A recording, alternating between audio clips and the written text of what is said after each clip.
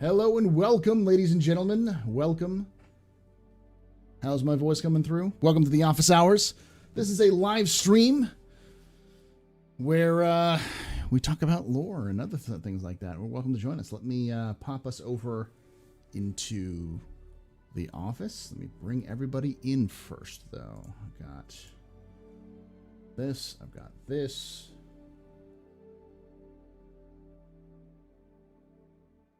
Pop this out. Come on. Come on. There you go. Pop out. Gotta make it pop. Let's get to the office there. There we go. Dig Dug. Eric, Keith, Dwight, Jeremy, Jaden, Merrick, Sparks Greenleaf, BSNT, Omega, Richard, Sky, for that insane 58-month streak. Richard, you're amazing, brother. Ashton, Omega, let's do some of that stuff there. How y'all doing? Hey, Red. Doing dishes, Paul. Need some background entertainment phase. That's all right. We're gonna try to do some. I'm gonna try some differences here. Let's see if that works.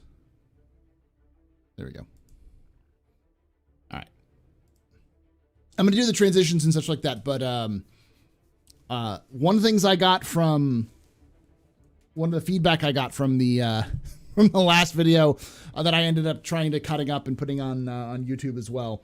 This is also going to be on YouTube, but for those of you who don't know, I've been doing these experiments where I'm taking the sections of the office hours and putting them up there, kind of just setting an office hours section aside as kind of like a me discussing and talking about something, either a Star Citizen topic or, always Star Citizen topic, either like gameplay or you know, what to expect, that kind of thing. So I'm going to try that again today with this one because it's going to be kind of like what we used to do with the lectures, the lecture series for lore. It'll get its own video for sure because I got to do a video of this. It's going to be a little bit more complicated, I think. But we're going to talk about the Siege of Tiber because they finally kind of updated everything on the Galactipedia. It's been out there for a while now. The Siege of Tiber's been out. It was in Jump Point magazine about a year ago, maybe even earlier than that. But we've had the full discussion about the Siege of Tiber because we've known the fall of Orion for a while, and then Tiber and it was Tiber and Caliban fell one after another, and so now we have a good understanding because. We know that Gaylor Mezer was kind of a dick.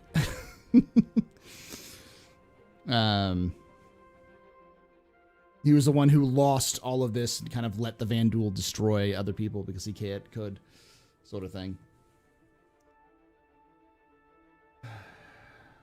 When's the next Galactic Historian lecture? It's going to be today. Hey, Conti and Jerry and Diablos. Yeah, we'll be doing that today. So lectures are no longer a thing because I don't like doing them. Because this is essentially what I used to do. It used to be on stream. I used to do a lecture and then kind of do another kind of content. And it became the office hours because it was a little bit more like, hey, we're loose, talking AMA.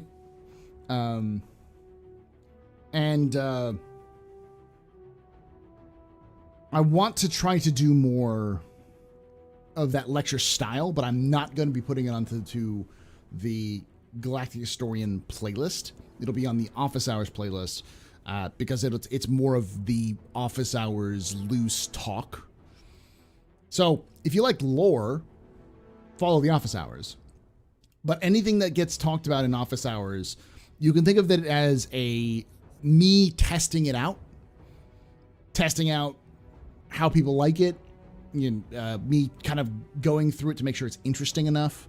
Because it's a lot easier for me to spend about 30 minutes to an hour preparing for a broadcast than it is to take several hours to write a script, edit it, probably 30 minutes to an hour recording it and editing it, and then spending another 4 to 8 hours editing a video together in total to find out that nobody gives a shit. So, like, this is a little bit easier. I was a little concerned about the mystery one that we released recently, the Gronald's Hope, but it's doing very well. People are really interested in it, which is nice. It's actually grown pretty fast compared to what I've done before, so. What are you talking about? The Mezzers were the best thing that happened to the UE. Fuck the Mezzers. Fuck the Mezzers so hard. I'm gonna do a comprehensive breakdown of every single Mezzer and their rule at some point, but we don't have a lot of information, enough detailed information about them yet. You enjoyed that one? I'm glad you did.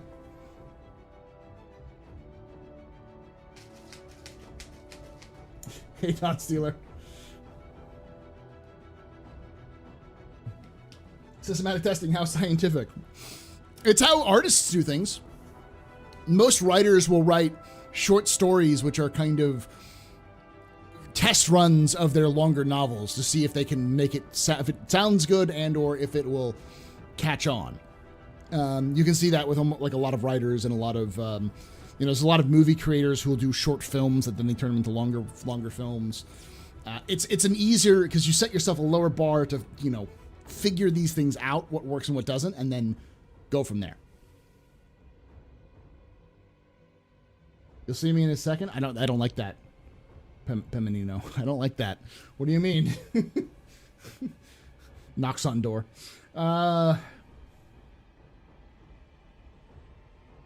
I got it. He's seeing an ad on Twitch. Okay. Ivor Mezzer was a good guy. Ivor Mezzer was a son of a bitch, but he at least had a reason for being a son of a bitch. Like, he earnestly believed what he was doing was right. That doesn't stop him from being an absolute terrible person, killing his own people, causing mass chaos, and bombing his own people simply so that he could gain absolute power. Using like leveraging fear and xenophobia to grasp more power. I guarantee he definitely believed that like the Xi'an were going to be a threat, that they were a massive threat to the Empire and to humanity as a whole. I believe he earnestly believed that, but that doesn't make him any less of a son of a bitch.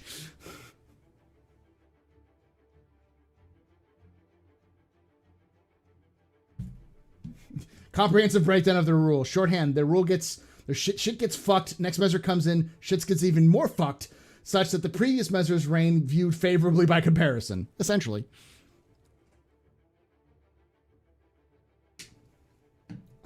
The Xi'an still are. Make the UE great again. Yeah, the UE are not the good guys. That's the thing. Like it's really important. I think CIG needs to rectify this, but I think they'll rectify this with universe in game, like in game lore, in game kind of discussions. The UE are not the default good guys. The UE are a compromise.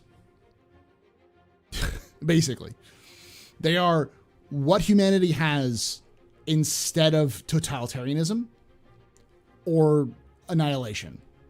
They're a compromise between dictatorships and subjugation or annihilation.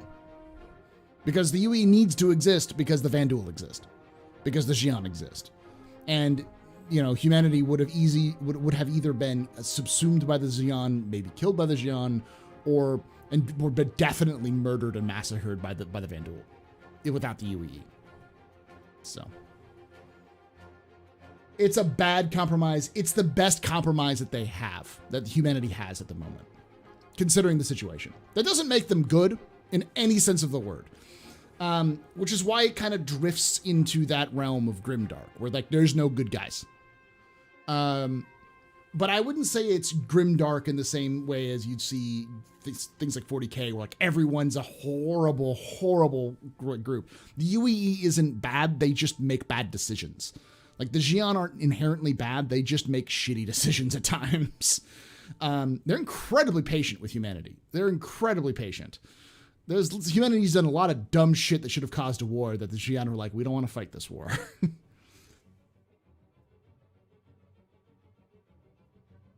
Yeah, there's not really good guys or bad guys. You pick lesser of two evils. That's why I like Star Citizen dips its toes into Grimdark, but it's much more cyberpunk inspired. It's much more Blade Runner and Aliens than it is 40K. But there's definitely that element there because of that darker element inside Aliens. You know, Aliens is considered, it's definitely horror or sci-fi, obviously, but or Alien, I should say, not Aliens. But Alien is much more dark in its comparison, in like how worthless human life is, and it fits well with Blade Runner, since both of them were made by the same director.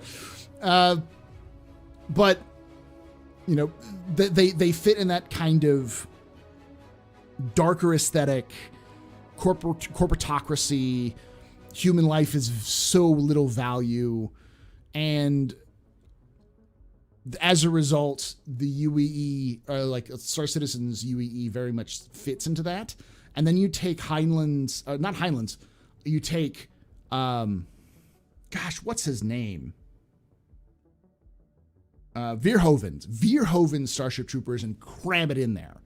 So it's essentially RSI, Robert Space Industries, is Wayland Yutani with a better PR team. Is what it is, with better propaganda.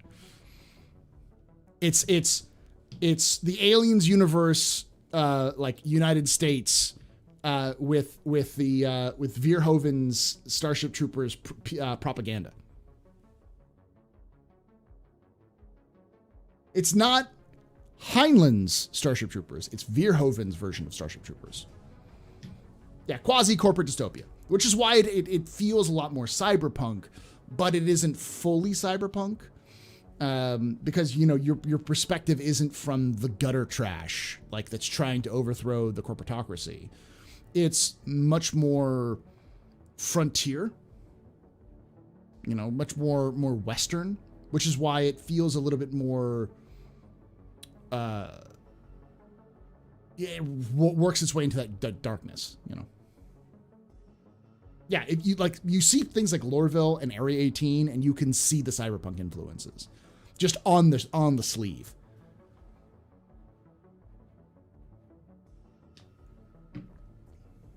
Shadowrun? Yeah. It's more apathetic than actually evil. Basically, yeah, the UE is the worst government ever created, except for all the other ones that have been tried. Do you think players will be able to throw over the UEE in certain systems? Possibly. I think what'll determine that is how good the quanta is. CIG has said that their goal is that if players do enough effort in one system and they're able to, like, for instance, remove Vanduul, then the UEE will move in if the players manage to, like, kick out the Vanduul. So I could imagine that players could flip a system to a neutral system, or possibly a pirate system. But we'll see. I don't think CIG wants that to happen frequently, so they're definitely going to tweak it so it would be very difficult to do so. Browncoats, yeah. So yeah, it's like you take Firefly, you take Alien, you take Blade Runner, and you take Verhoeven's Starship Troopers, and that's what you have with Star Citizen. That's Star Citizen. It's those four smushed together. Because you got the oppressive government of Firefly with the Western influences, the obvious, like, fascistic government that doesn't give a fuck about anybody, but the elites. You've got the corporatocracy of Alien with the sheer, like, non-value of human life versus profits. You have the cyberpunk dystopian universe of you know, again, human life not mattering much, but with, like, kind of that aesthetic. And then you've got the propaganda and pomp and circumstance of the Verhoeven Starship Troopers, with all of the horrible shit that happens in Starship Troopers universe, you know? Like, we're going to talk about this. The Siege of Tiber is a terrible moment, a terrible, like, 4 years in human history. It was absolutely bloody, and it was one of the worst defeats that humanity has ever had. It caused 2 entire systems to collapse, billions of credits to be wasted, trillions of credits to be wasted, uncountable numbers of lives dead or changed forever. It was bad. It was really bad.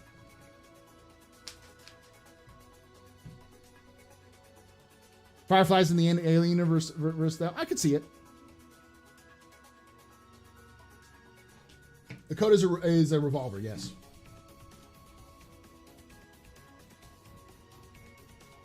Damn, I like those properties. Explain why I love Star Citizen so much. I mean, look at Chris Roberts. Like Chris Roberts and Ben and the people who started Star Citizen are big fans of Firefly, of Alien, of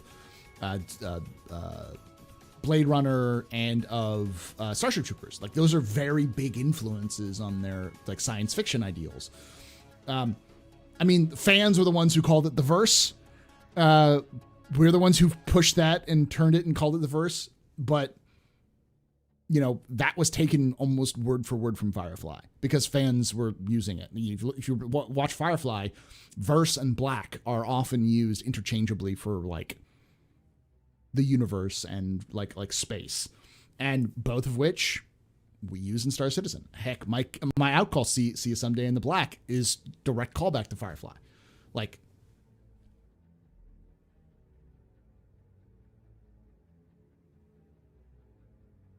how big will Pyro be? It's about twice the size of Stanton. It has 7 planets. So 2 planets, well, 1 planet is stuck in the gas giant orbit, and the gas giant also has moons. So I think that's the case. And there's also, I think there's 2 planets that are in a death spiral with each other. But yeah, there's like 6 or 7 planets in this Pyro system, with the furthest planet out being the one that has the most habitability.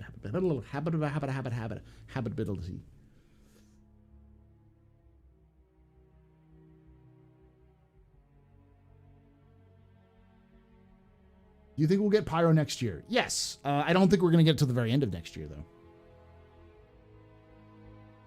Now I'm sad about Firefly again. I'm not. I'm glad we got what we got.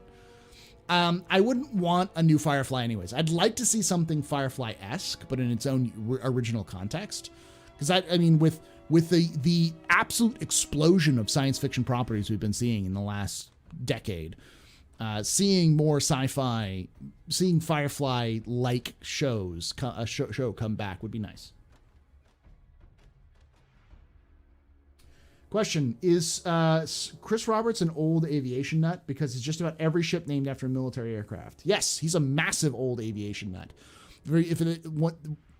What I have heard is that Chris Roberts was a movie producer. He was a movie director for Wing Commander. It flopped, but he managed to get in contact through his, you know, because there's nothing like failing upwards.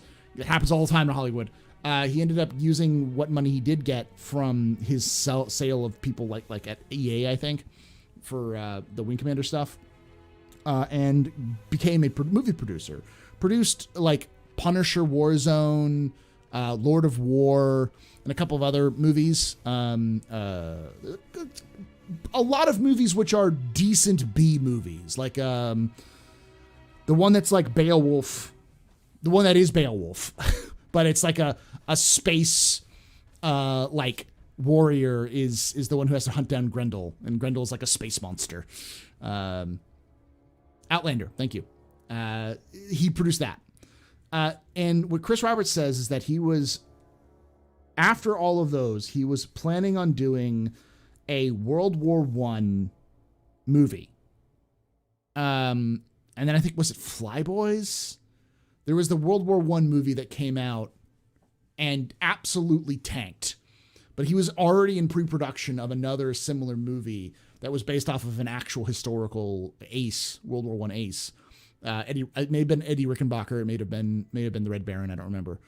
And it when Flyboys tanked, the money got pulled.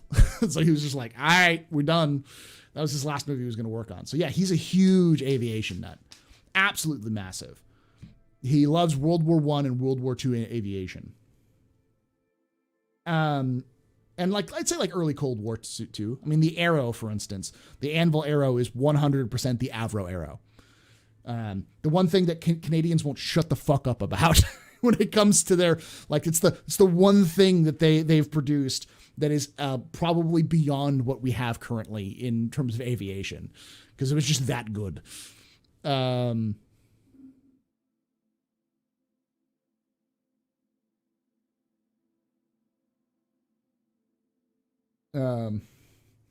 Arm, that's true. I'd say that's the other one. But yeah, that's 100% a nod to the Avro arrow. And as I said this on Twitter, Argo, its origin naming and naming convention, ARGO, may be a nod to Avro, which was like AV Rowe. His name was like Arthur Vincent Rowe was the name of the guy who founded it. And so it got shortened to Avro. And that's what Argo was. It was like AR was the first two initials of the lady who founded Argo, and then just go at the end. And the fact that Argo is from North America heavily implies that it's inspired by Avro. Avro Canada, thank you, yeah. Avro originally was a British aviation firm that made planes up into the 1950s or 60s when it was either bought out or absorbed, but its Canadian wing continued on as an independent arm into the 1970s. So, yeah, the Avro car, the UFO car. I really wanted to get Chris Roberts and my dad in the same room someday. One of the reasons I brought the original Wing Commander was my dad had just made Wing Commander in the Air Force. Oh, nice. Which is a shame because Lord of War was actually pretty decent. Lord of War was great. I mean, it helps you had Nicolas Cage in it, who is going to bring his 100% sincerity to any project he does, whether it be absolutely terrible or absolutely good. And Lord of War was decent. I mean, you had Nicolas Cage, you had 30 Seconds to Mars. I can't remember his name. He played the Joker, but he did a really good job in it too. Like, all of the actors in there were pretty good. It was decent for what it was. Jared Leto, yeah, it was decent for what it was. I think it was. It fell just short of greatness, in terms of being a good, solid movie to remember by. I'd say it's up there with movies like A Knight's Tale. You know, like A Knight's Tale is fine. It's not great, but you know, it works. Like a step above a cult classic sort of thing, where it was good and it has its following, but it's not like only 6 weirdos in the world will like this show or like this movie.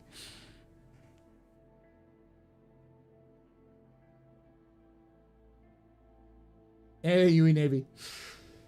We're going to talk about your biggest defeat there, UE Navy. Also the Hawk, yeah.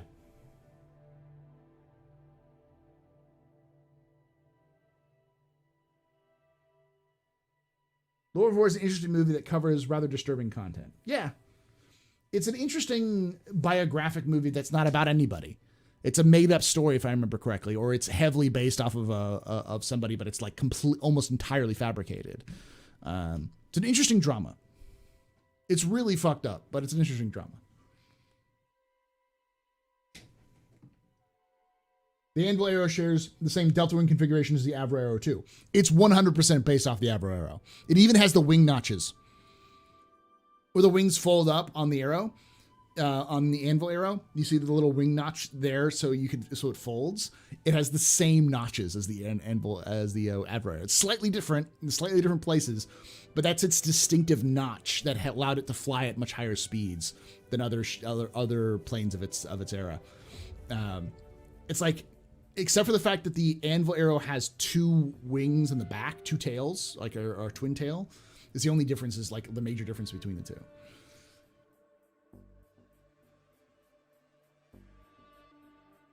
Chris Roberts was a producer on Lord of War. Yeah. I don't think he was an executive producer. I think he was like an associate producer, but you know, there's a couple of like movies that Chris Roberts helped produce early on or after early on in his film career, after his film career had already ended, which were moderate successes. So, and then a couple of absolute bombs.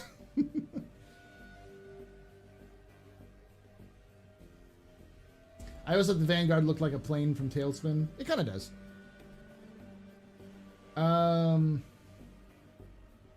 Argo's from North America. I thought Argo had their start in Brazil, somewhere in South America. No, it's North America. Now, the rail line for Argo ran from. It was the rail line of the Americas. It ran from Alaska all the way down from through Canada, through the United States, into Mexico, and down to the tip of South America. It ran from North to South America. So the company itself was a multinational company that really didn't have a headquarters, but yeah.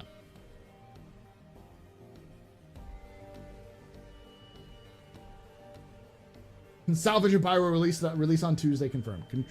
Absolutely confirmed. How likely is Salvage to be released with Pyro? How does that compare with the Anvil Liberator?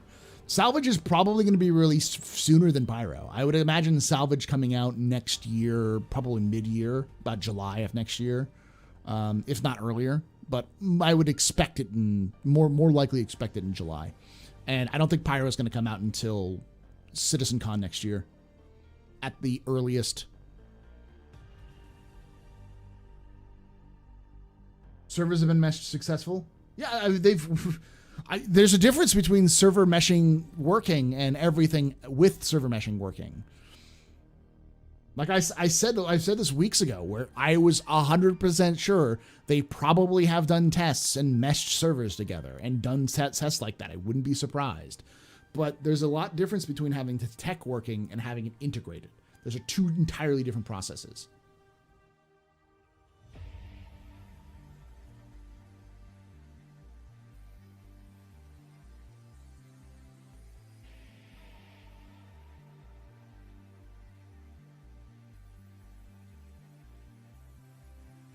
Salvage, server meshing, then Pyro. I would very doubt that we see server meshing and then Pyro. We'll see server meshing and Pyro at the same time. And if we don't see it exactly the same, it'll be like a 0.5 patch. It'll be like server meshing is like 319 and then Pyro is 319.5. Like that's like the most we'll see of the differences between the two. Hey dog, how you doing?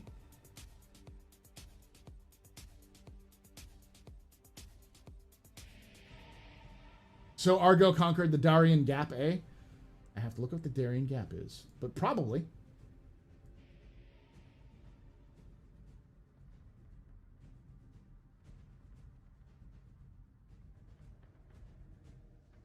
Yeah, they did.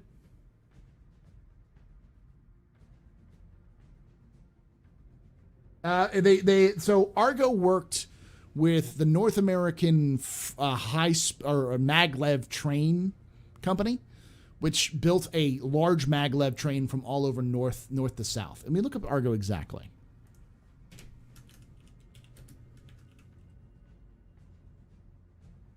And look at the exact lore behind this so I can kind of go over this.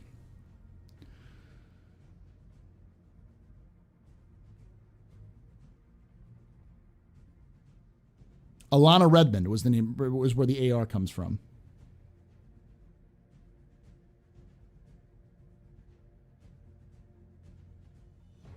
In 2243, after close to 100 years of moving people and cargo across the expanses of North and South America, the aging complex Trans-America Maglev train was in desperate need of an overhaul. Spanning from Barrow, USA, I think it's Barrow, Alaska, right, to Puerto Aires, Chile, it was the third largest stretch of continuous monotrack in the planet Earth and transported tons of freightage daily.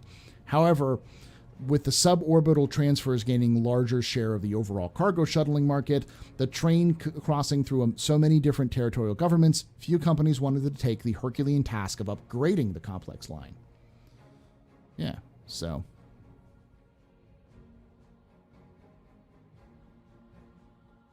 So while it's not distinctly, explicitly North American, it is American. North or South American. And with it being so close to Avro in terms of its naming conventions, and with CIG loving its little winks and nods towards like historical realities, I would almost 100% guarantee that it's North American. It's gotta be a nod to Avro Canada.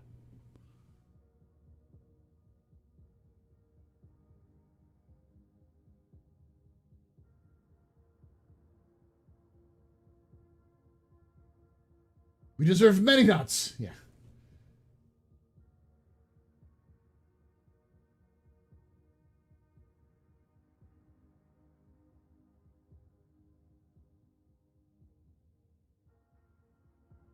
Nailed it. They now have to make sure that the entire code base is compatible with server meshing. Yeah.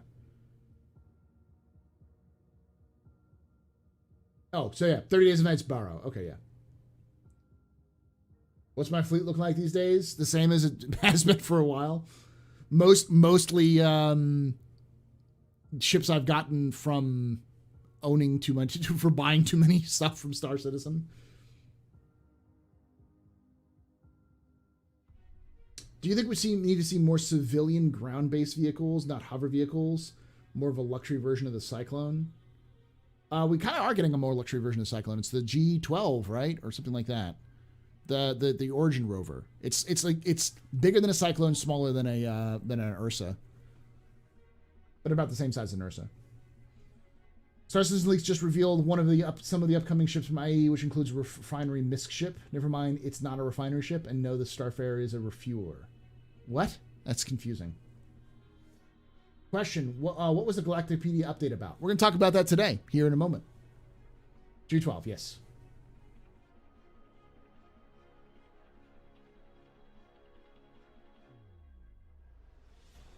G12 looks like a tiny taxi with rockets. Only a certain version of the G12, right?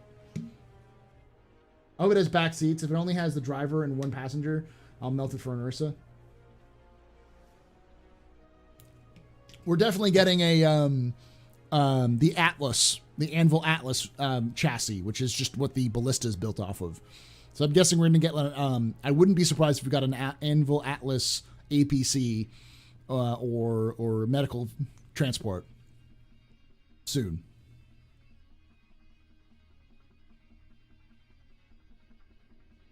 Yeah, the G12 was sold last year, though, so it's pretty new, and they haven't talked a lot about it.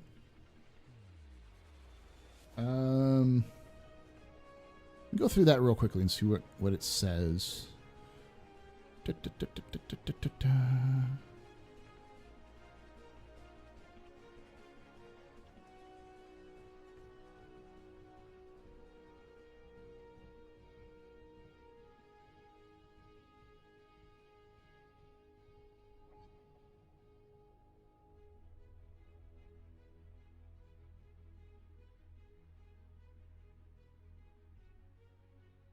Why was I pinged?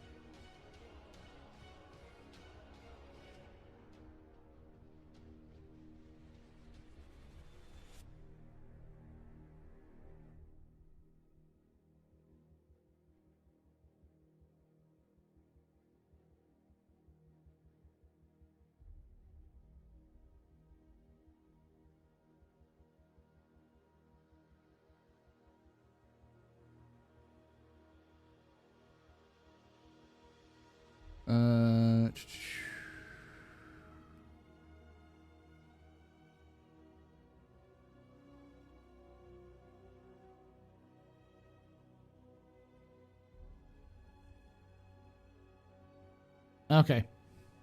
I went through. I looked at all the leaks. There's nothing really big. It's the things we already talked about. The Atlas platform, which is the ballista thing, and then there's a Misk Explorer and the Argo Wrath, which they've been talking about forever. All right. Atlas Wambulance, yeah. Leaks found the reference to the Anvil Spartan to use companions of Ballista, which utilizes the Atlas platform. The Atlas platform being the general style for Ballista and Spartan. Yep.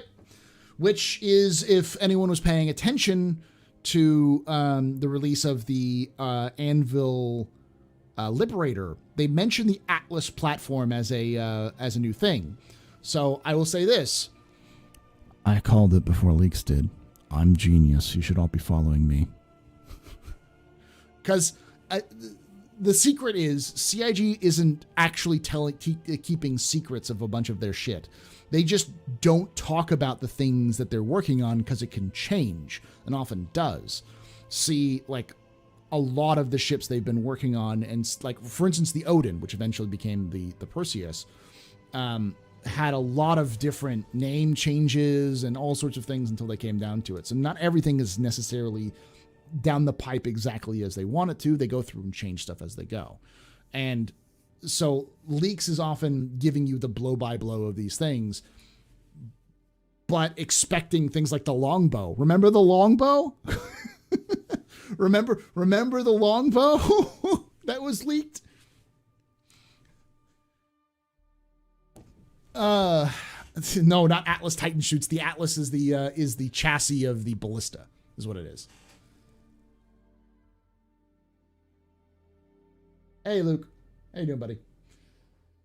So, anyways, the point being, it's not too complicated. I'm surprised they didn't. They're not releasing a refinery ship. It's pretty obvious that they're going to make the Misk a refinery ship.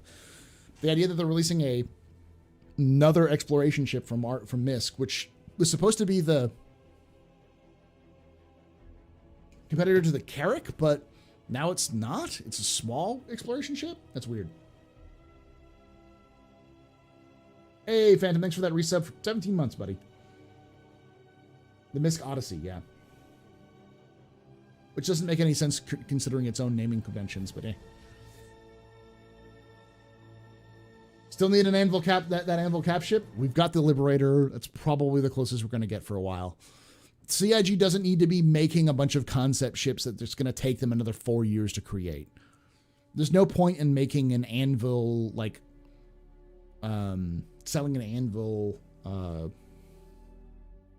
like, Corvette or frigate until they have the Idris and the Perseus and the Polaris and the Kraken and the what else is there?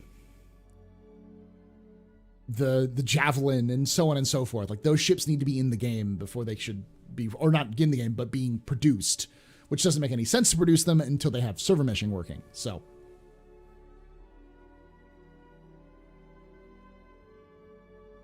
does a mobile refinery ship imply that players will be able to exchange raw materials in 3.15.x? No. If they have a mobile refining ship, that they're probably not going to be releasing it to live. I wouldn't expect a refinery ship to be out until after the new year, if they do it anyways. Because they also would need to have fuel refining working, which is a big thing for the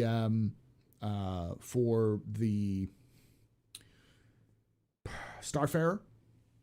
Which then also would need to make the refinery capabilities for the DUR work as well, which currently doesn't work right now. So if we get refinery ship, we're generally hoping to refine fuel as well as fit a rock. I wouldn't, according to the last statement CIG has made, all refineries can refine materials and fuel, which means that even the Starfarer could refine materials and not just fuel. Which is interesting. Is there a lore of an Anvil capital ship? No, but there is heavy emphasis on it. As of the Liberator, they mentioned something to the effect of Anvil has things ranging from the heaviest of capital ships down to the smallest of the of vehicles. So there's definitely some implication that Anvil has a heavy capital ship. And let me look up Anvil's lore real quickly before we get into this stuff. Anvil Aerospace.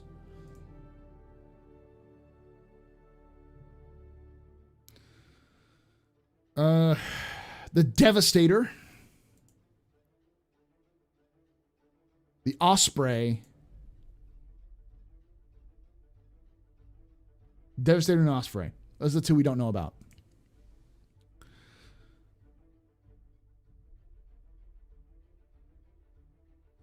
And the thing about the Devastator and the Osprey is they were early concept kind of mentions, but in a recent jump point, they put both of them in the list of Anvil ships.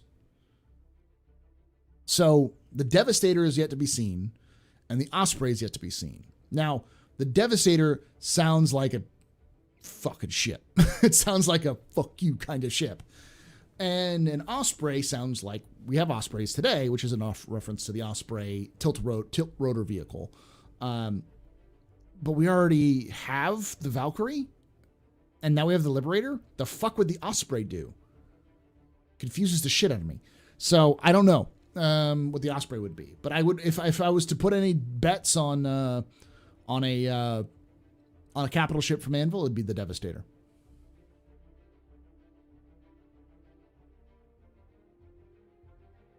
Pegasus has been dropped completely. Last I heard, yeah. Last I heard, it's been removed.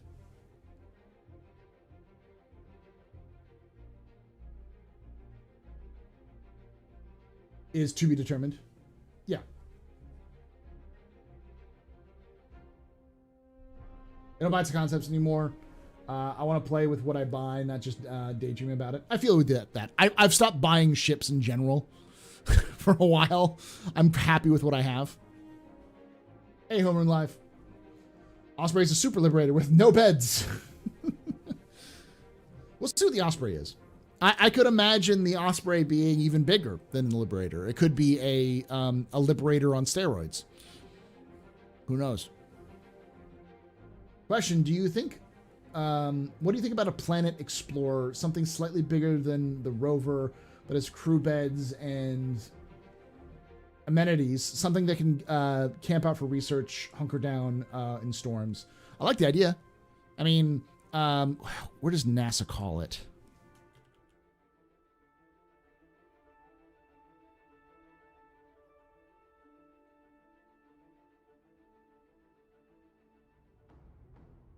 Orion. No, not in Orion.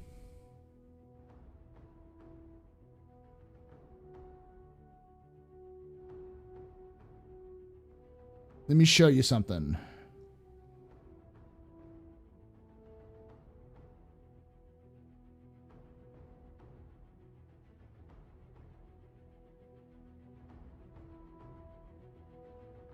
Here we go. Did I hit the wrong thing? I did. Here we go. So this is an actual concept rover that NASA has built. I don't think it's rated for space or anything like that, but this is a concept that they've built for Mars. And if you look at it, it's a fucking Ursa. I wouldn't be surprised if something like this would exist. I don't know who would build it. Possibly NISC, but there's really not really any science team. Maybe RSI, but RSI already has the Ursa. So, who knows? Oh, Ursa, yeah. And here's the thing, this was made in. Let me look at the date when this came out. I don't know if this is a situation with life imitating art or art imitating life. 2017. When was the Ursa made?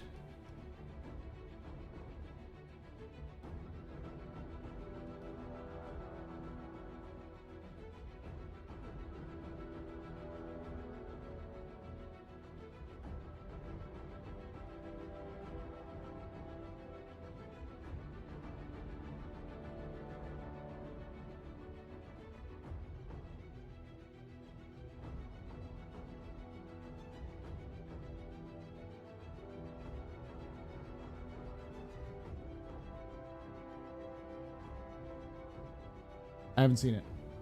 But it says it was released in 3.0, so it probably... That was 2016, right?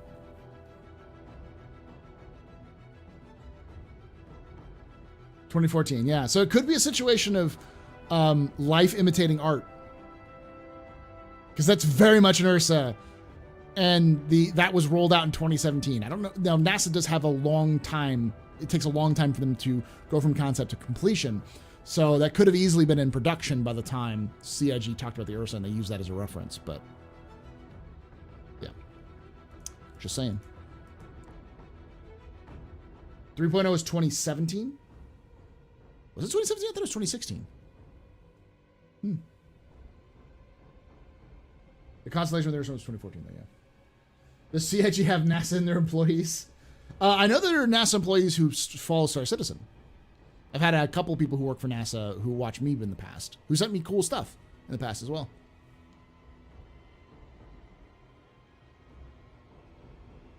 CIG concepts and narrates for NASA. Yoink. It's very fruity. There's many very, very sweet gifts from the Galactipedia. The reason why there's a lot of Galactipedia updates that are about fruit is because if you've played 3.15, there's a lot of fucking lootable fruit. PG was December 15. Okay, nice.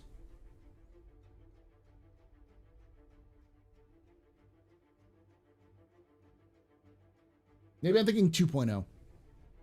2.0 might have been 2016.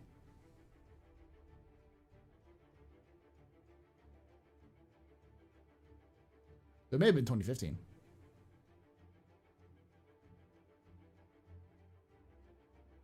Why is it built to be aerodynamic on a planet with hardly any air? Yeah, that may not mean, just because it doesn't have a lot of air doesn't mean it doesn't have wind resistance.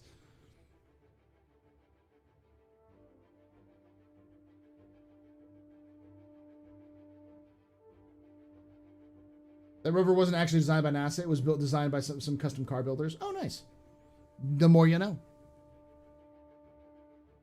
I know it was built to... It's not really a rover.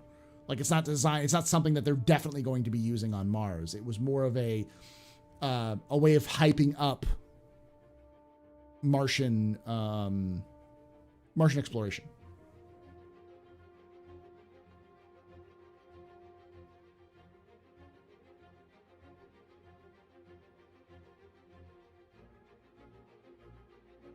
Yeah, it's definitely Ursa. It is also very, very the Mako from Mass Effect.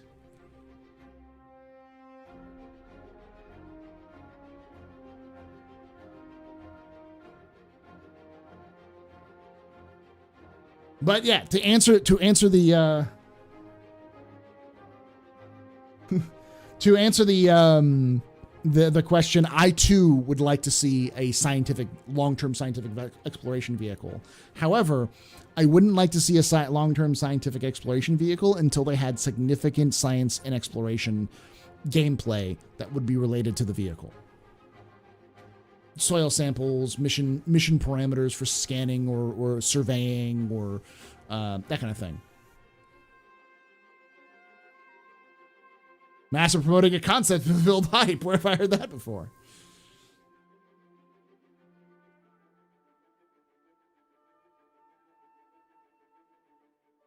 I was hoping to use the Spider-Man pointing at meme CIG and NASA. To be fair, I don't even think that concept is very, like, that concept of the triple axle buggy rover is ancient. It's like 1980s, 1960s even, to using something like that as a rover. Hey, it's Nick. Thanks for the raid. Welcome, everybody. I think it was in 2001 Space Odyssey. They used something similar, those kind of rovers, in the video, in the movie, in the vid.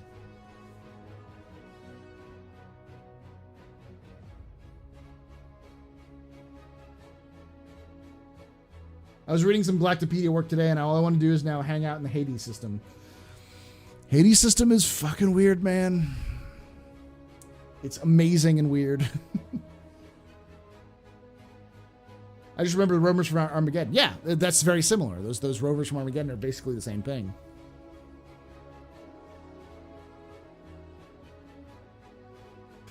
The fuck? 1960s, 1980s is ancient? For space travel, yeah.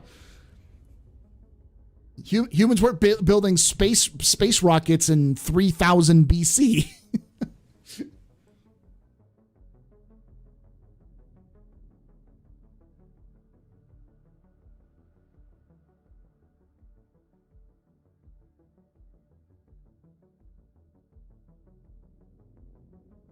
6x6 off-roaders for decades. Russia's been making 6x6 off-roaders for decades, yeah.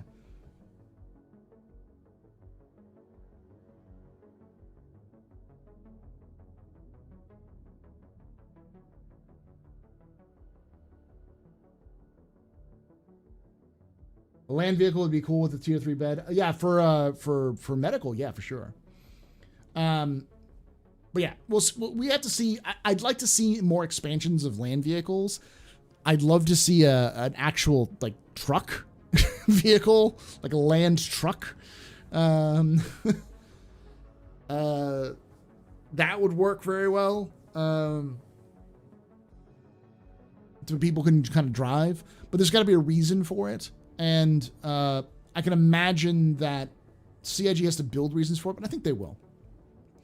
Because they've already talked about things like weather causing becoming too difficult for you to fly to a region, or areas having high electromagnetic interference, or other situations where you just aren't able to deal with the conditions to land or even get close to it.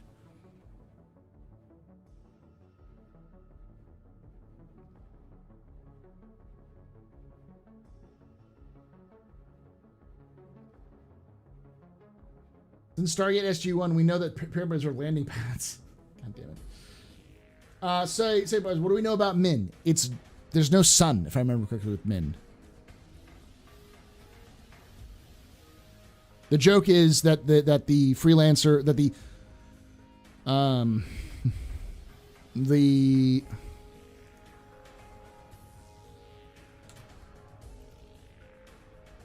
that MISC makes cockpits that have the view of a Min sunrise. Yeah, it's only 1 AU. It's a tiny system. Very tiny. It is a rogue gas giant. It has 4 moons around it.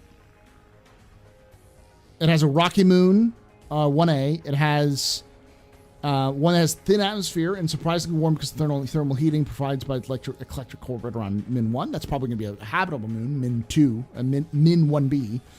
The smallest moon around orbit is Min C, or 1C. And then the rocky moon with landscape dotted with impact craters is D.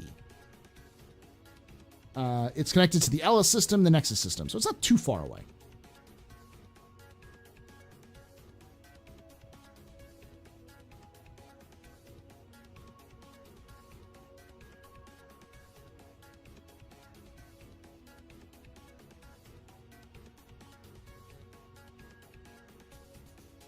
Wait, high EM should cause even rovers to break. What do we use then? Bicycles? It could also just be atmospheric EM, Darsh. Wibbity wobbity, timey wimey, atmospheric conditions. So you could fly a ship there, but you'd have to go below a certain altitude. And in some places where you have rocks and trees, it's just not viable. I hope the Atlas chassis is a space Hemet. Yeah, essentially it's going to be.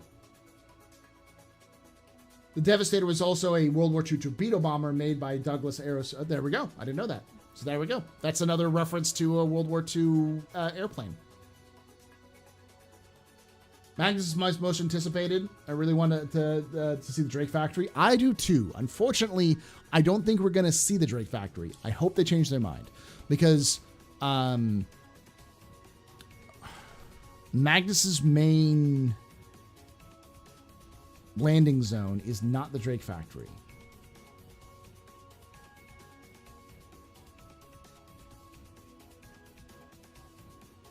Berea is the planet.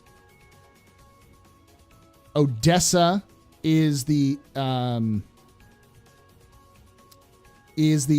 Odessa is the Drake factory is Odessa, which is the main landing zone.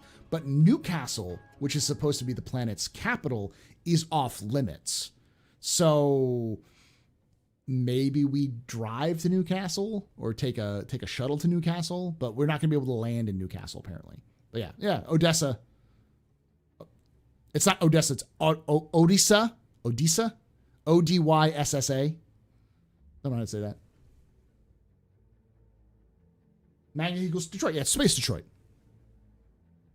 I really hope we get a Titan suit this year. 2021? No.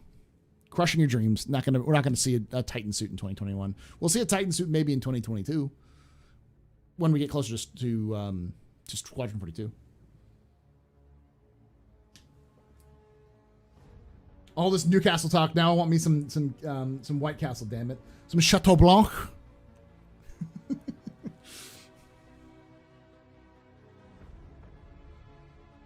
That's what my father said they used to call it when he was younger, was Chateau Blanc. As a way of trying to classify it up, you know, when he was living in Ohio. Would you prefer some Chateau Blanc?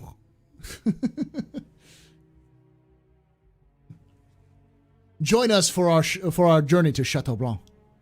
For some fine attacks. You've ruined Christmas, Paul. Call me the Grinch there, Dawnstar.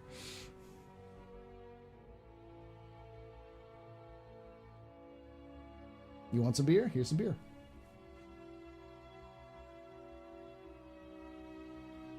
Hey, Leaks. I'm giving y'all a hard time. That's all I'm doing. Always their hater. Always giving you a hard time. Is it? Did y'all seriously just discover about the Atlas platform?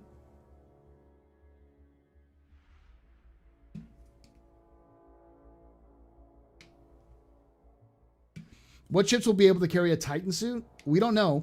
I wouldn't be surprised if CIG builds a bespoke platform for carrying Titan suits, because CIG is crazy like that. They're like, oh, we can use this ship, which is not designed to carry this, but it will carry this. And then CIG is just like, fuck it. Let's just build something to carry it. Why? Because money.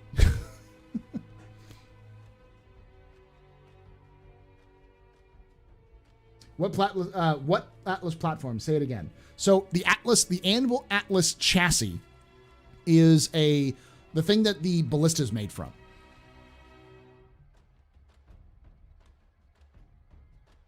And it was mentioned in the Liberator promo, that the Liberator can carry several Atlas chassis, Anvil Atlas chassis. And people were like, what the fuck's an Atlas chassis? And I'm like, oh, it's the fucking ballista. Why is it the ballista? Because it's if you saw CitizenCon, one of the concepts they have for the Photon is the Anvil ballista with a hardback on it.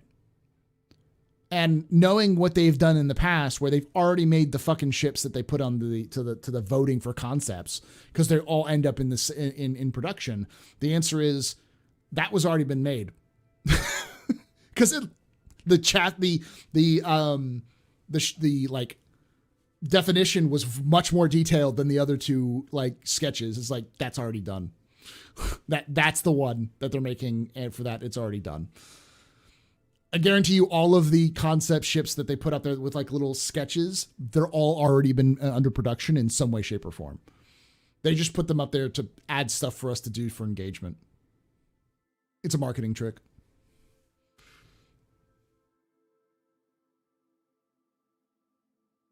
Let me put it up there. Like here, let me pull that up again so we can talk about it. And we'll talk about okay,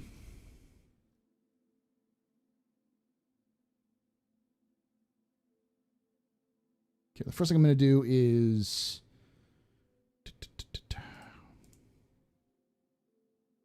okay, so let me show you the evidence that I came with.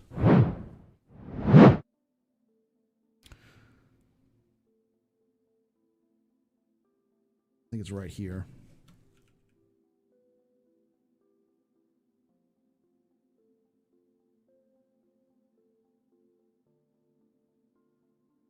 It's down here.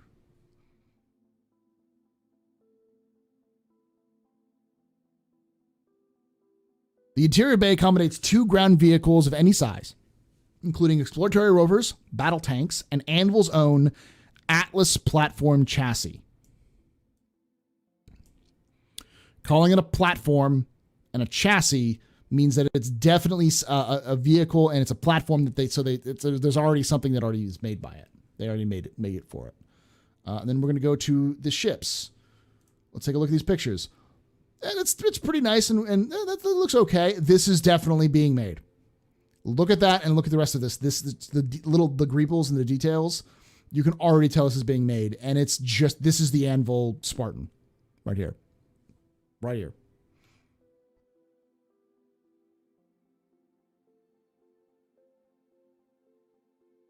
Right here. And the Explorer ship is this, probably.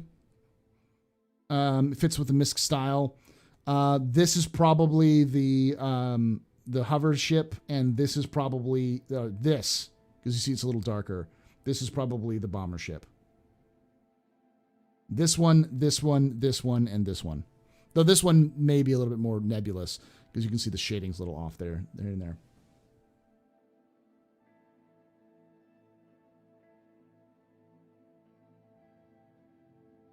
So, yep, that's the Spartan right there.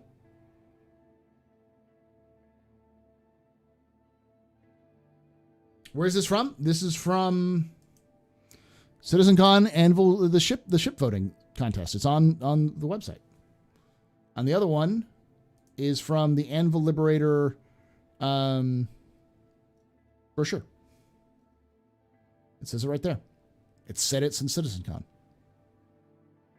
So, like I said, all of these are being made. Some of these are already in production. All of them are already in production.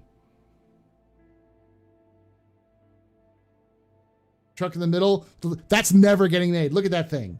This thing is fucking stupid. It's never been being made. And this is just a weird mock-up of a Cyclone.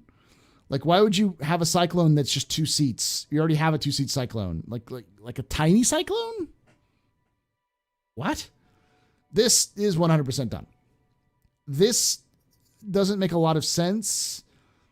This is just, why would you do this? This is just the fucking Dragonfly. This is more bonkers and stupid, so this is probably being made. The bombers are a little more, I'm drawn to this as more likely, but this is probably it right here. And of course, if this is the MISC exploration ship, this makes no sense as MISC. This makes very little sense as MISC. This makes a lot more sense as MISC.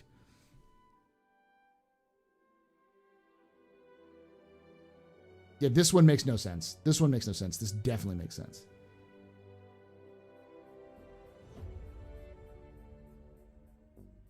Hey, Alper. What about the Redeemer? The Mighty? Fuck the Redeemer. Y'all just want me to say it.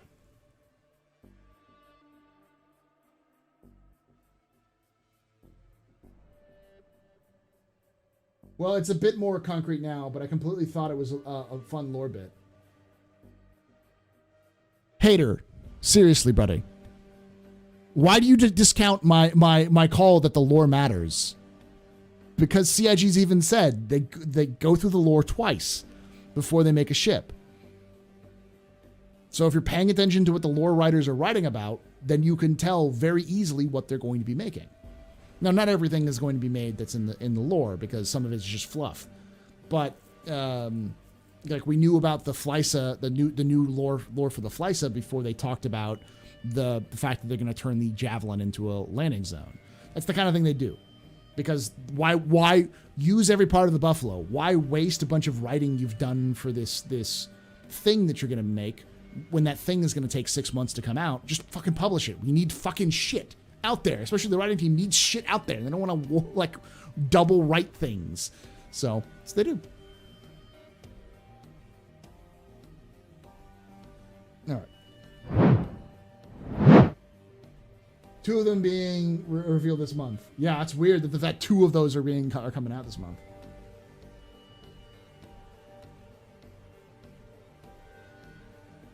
The Aegis Bearcat's not fluff. I refuse to believe that. I'd love to see the Bearcat.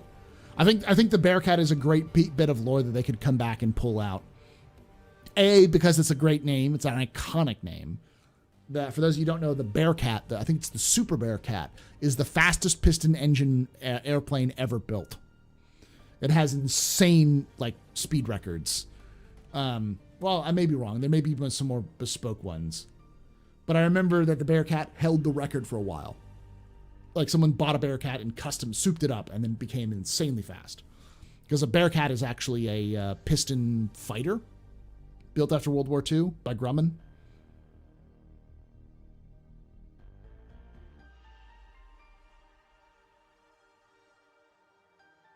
I've tried to learn better. Atlas is another lesson learned. What about the Argo repair bear? So, fun story. The repair bear is a mistake made by Chris Roberts when he was trying to say repair bay and said repair bear instead.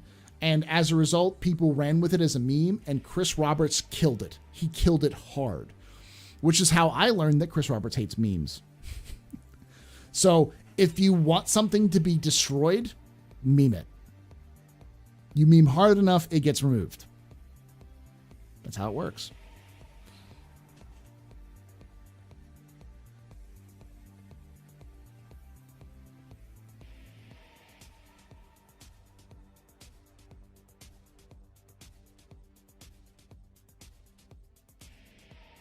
The Argo Cargo won best in ship, which is the reason why they're not going to let another meme ship run next year. Not a chance they're going to let a meme ship run next year. You won't. People are like, oh, we're going to get the what is it? The Gray Cat buggy in there. Nope. CIG is just going to put the kibosh on that whole thing. Ain't nothing going to happen. We're going to get some boring normal ships next year. Hopefully they've learned a little bit better, but guarantee you we're never going to see a meme ship. Yeah, we're not going to get the PTV because we memed it.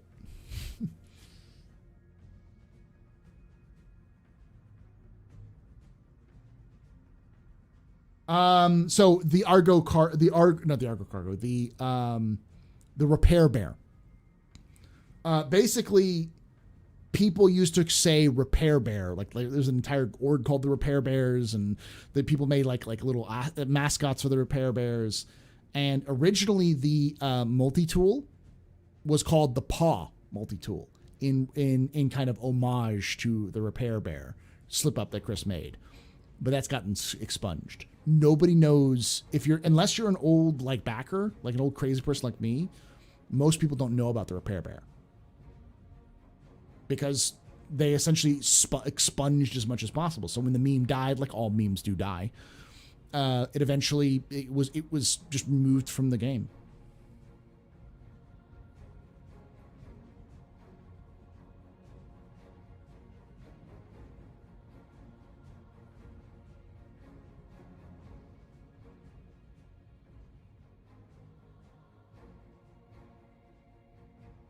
Lamp will never die.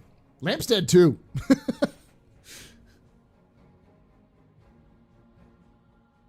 When the meme chip comes next year, fine, do it. I'd love to be wrong. I'm not going to be wrong, though. It's not how CIG works.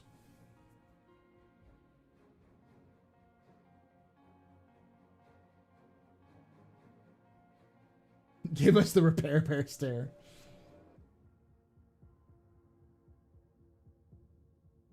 Yeah. Aegis loses government contract, still turns a profit. UEE. Gee, I wonder where the Xeno threat is getting all these Aegis ships.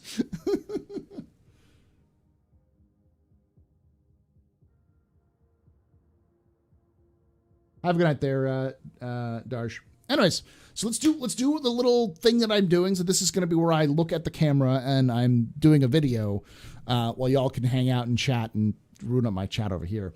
Where we're going to talk a little bit about the Siege of Tiber, and this is kind of the experimental segments. I've been doing these office hours segments to kind of turn them into smaller chunks that are more easily digestible by the average viewer, because most people don't have time to watch a 2.5 hour podcast or 2.5 hour broadcast.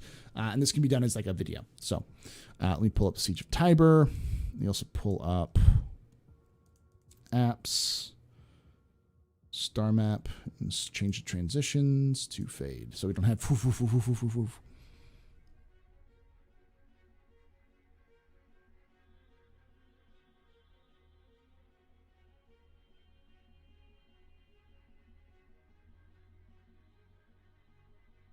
All right.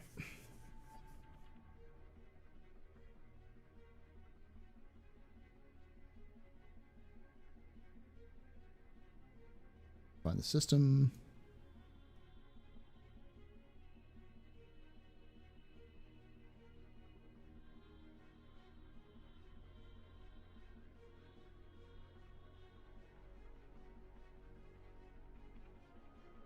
There you go. All right, here goes nothing. I'm going to stare at the camera for a little bit for the lead up.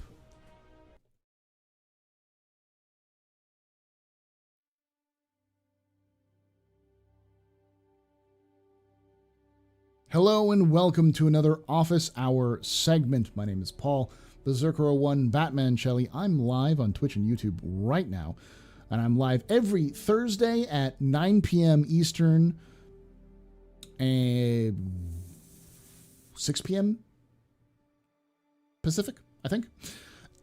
This is still an experimental run where I'm going to take segments out of the live broadcast where I'm doing more of a presentation and putting it up for you who would like to watch some of it, or maybe to encourage you to come join us so you can ask questions. We do usually multiple segments throughout each office hours, but it's mostly an AMA where you can come in, hang out, ask your questions, talk. The discussions can go in a lot of different places. But yeah, feel free to join us there. But today, we're going to be talking about the worst defeat in human history in the Star Citizen universe, the siege and fall of Tiber. So, for some backstory, the first loss of a system to the Vanduul was the Orion system. The Orion system fell. Let me pull up my notes right here to make sure I have it.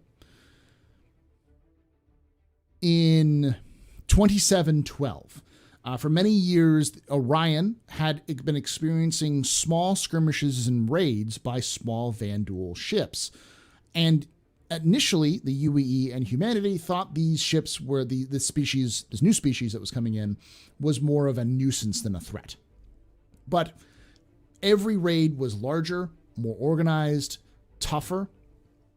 And though originally the UEE sent in a massive fleet once they found out about these raids, to just kind of stop the Vanduul from attacking.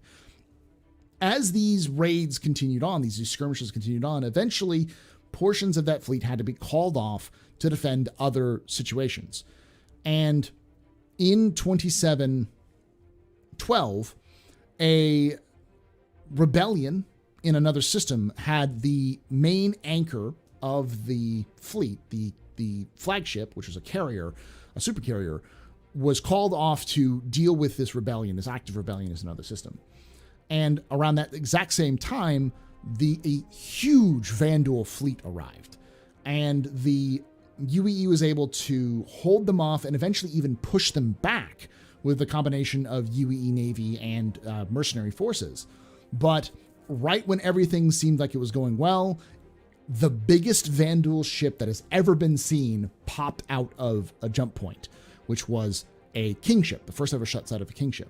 The kingship absolutely decimated the UEE defenders, who did not have enough heavy firepower, and had been fighting for weeks, trying to hold off maybe not weeks, fighting for a very long time, to try to hold off the Vanduul, and this caused a rout. They evacuated Orion as best they could, and the UEE created a fallback secondary defense line around the jump point from Orion to the system of Tiber, but the Vanduul never came. So over time, the UEE started to reinforce the tiber system, waiting for the Vanduul to show up. And there was none. Until February 2726, when a solitary Vanduul blade exited the Orion jump point. And by 16th of November 2726, Vanduul clans were regularly launching raids onto Tiber, which is the modus operandi of how the Vanduul, or it's the Vanduul's modus operandi. It's the main way that they fight.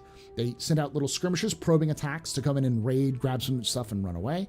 And eventually, larger and larger fleets show up, and then the main invasion fleet will show up.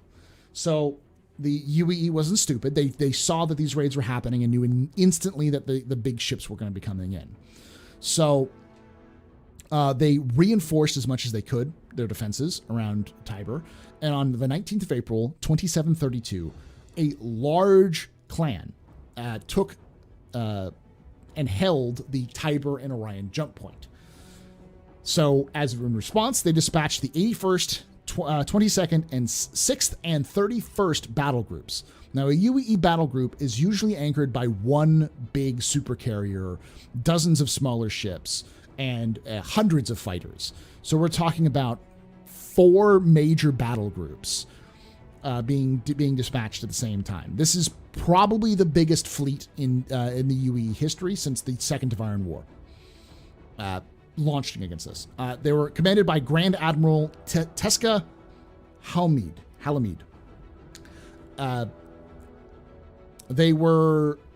They kind of were sent in to guard Virgil and the Oberon jump points and defend other areas that were threatened. But Halamid surprised everybody and attacked the Vanduul around Orion almost instantly. And Teska, I don't know, he or she, they thought that if they could smash the Vanduul with this huge force right away, they could push the Vanduul back and then hold out for a diplomatic option. Because at this point, the UEE still didn't know if you could negotiate with the Vanduul.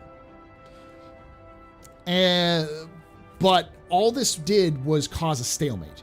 And by the mid-2733, multiple clans had been drawn to Tiber because of the continued fighting and battling over the area of this jump point.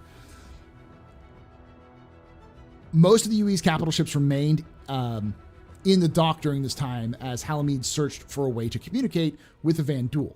So continuing to try to negotiate with the Vanduul, most of its main guns were still out of the fight. And by 2738, 3 of the clans that had emerged victorious from repeated battles against other clans launched separate concentrated assaults on Tiber II. So you have a situation where the Vanduul are coming in, the UEE sends out a fleet to smash them, but wants to try to stabilize the lines. They stabilize the lines mostly, and then other clans show up. Because there's booty to be had. There's loot to be... There's loot, boys, out there. So they fight amongst each other to try to figure out if they could get control. Meanwhile, the Grand Admiral's trying to negotiate a peace with the Vanduul, which to us now is folly. Eventually, one of the clans becomes victorious and then starts to attack one of the main planets. So they launched several assaults on Tiber II, and they absolutely decimated the defense lines and dropped what are called harvesters. Now, if you don't know what a harvester is, let me bring up a picture of a harvester so you have an idea of what they look like. This is the Galactipedia entry for harvester. They are frightening creatures that are their vehicles, which are dropped onto planets, and they use their dozers to kind of scoop up everything, all matter they can get, and then convert that matter into usable materials, guns, food, armor, clothing, whatever. And there are hundreds of these harvesters that get dropped in a Vanduul invasion and just hoover everything, people even, just consume the planet.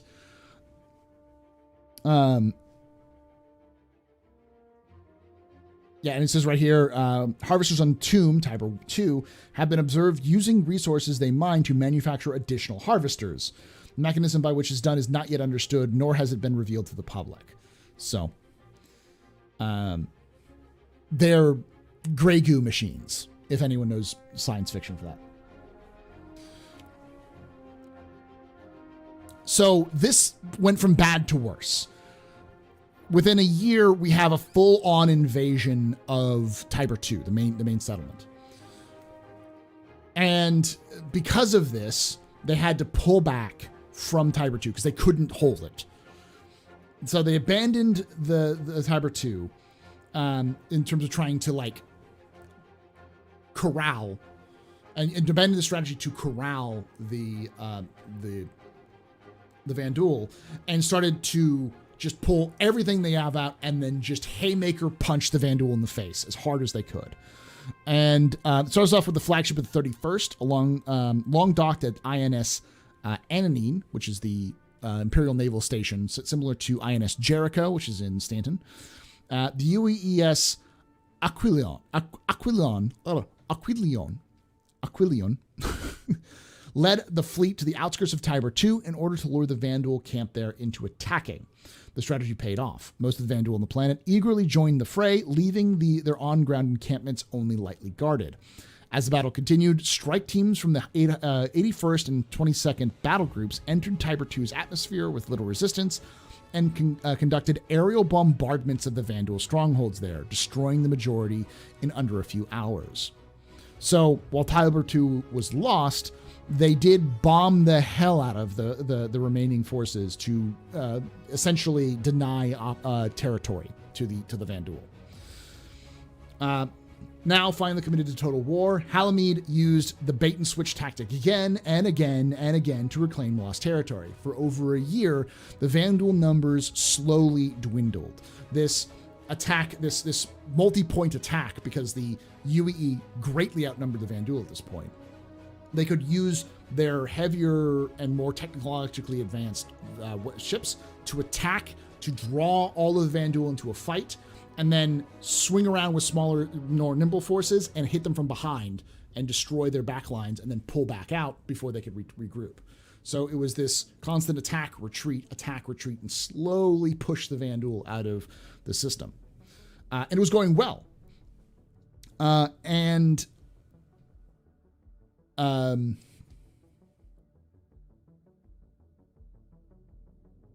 What wasn't going as fast. So on the 4th of November, 2735, a large clan appeared in what seemed to be an insignificant part of the system. The Aquilion and a selection of support vessels led by Halamede went to investigate the situation. As they approached, hundreds of Vanduul poured through a previously unknown jump point from the Vanduul system, now designated as Vector, ambushing Halamede. So the ship was destroyed and all board were lost. The entire battle group was lost in that fight. Admiral Mira Triolo assumed the authority over the four battle groups in Tiber after Halamede's death, and her aggressive strategy of confronting the Vanduul head-on resulted in a sharp increase in casualties. Under the command, the UEE made multiple attempts in the next year to expel the Vanduul, but no attack was successful. Clans continued to enter Tiber from the Orion and Vector systems, and the Harvesters' work on Tiber 2 kept the supply levels high.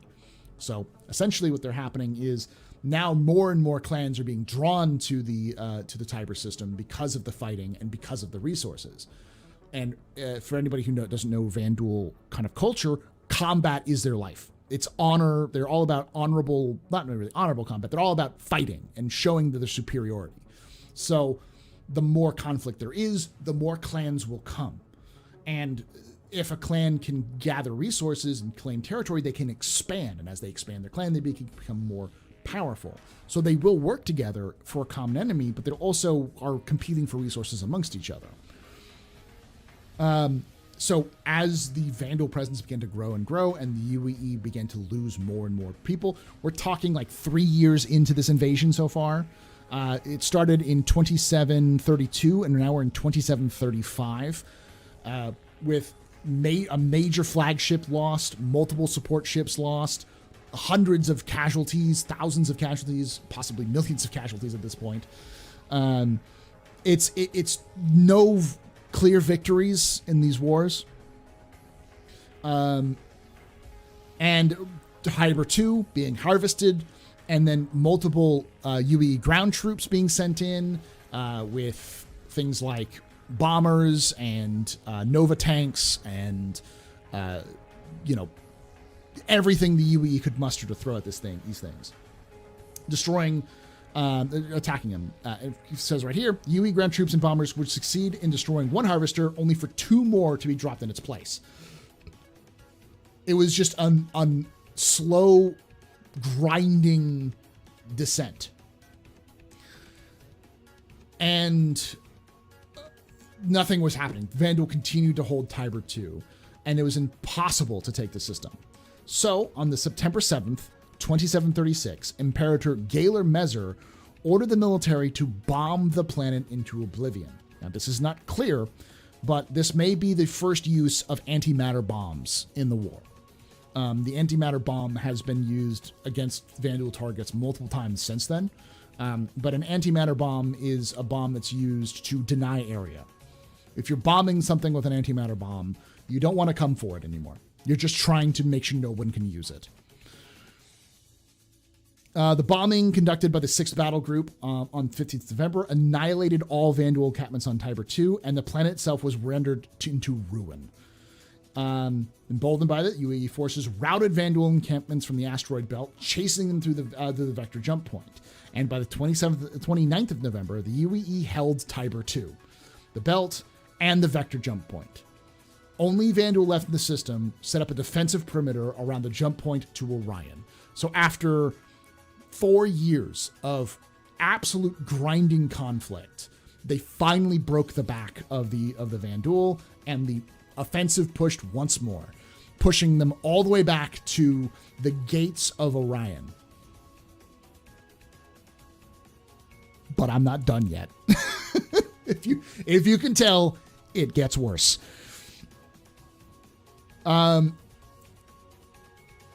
Feeling that they've kind of wrapped everything up, the 22nd and 31st returned to MacArthur Station for much needed repairs, while the 81st and the 6th remained to pick off the rest of the Vanduul. And it seemed like the victory was finally there. Then, on the 29th of December, 2736, a kingship arrived, which was possibly the same kingship that arrived from 2712, entered Tiber through the Orion jump point. And the combined power of the kingship and the enormous clan that accompanied it overwhelmed the 81st. 3/4 of the ships were wiped out in 13 hours. And INS Ananine was entirely destroyed. The remainder of the battle group fell back to INS Flavius before receiving an order to retreat into Virgil. Admiral Trilo and the 6th stayed behind to hold the line against the kingship. Reports from survivors indicate the 6th was able to deal modest damage to the kingship before losing Trilo, all its capital ships, and the majority of its carriers. As the last of the 6th battle group retreated into Oberon, having been cut off from Virgil, Tiber was fully surrendered to the Vanduul. And unlike Orion, they didn't stop. Whereas with Orion, they stopped to kind of consume. This fleet continued forward. The UE had spent years pouring untold amounts of resources into stopping the Vanduul at Tiber and failed. And when, right after Tiber's lost, Virgil fell.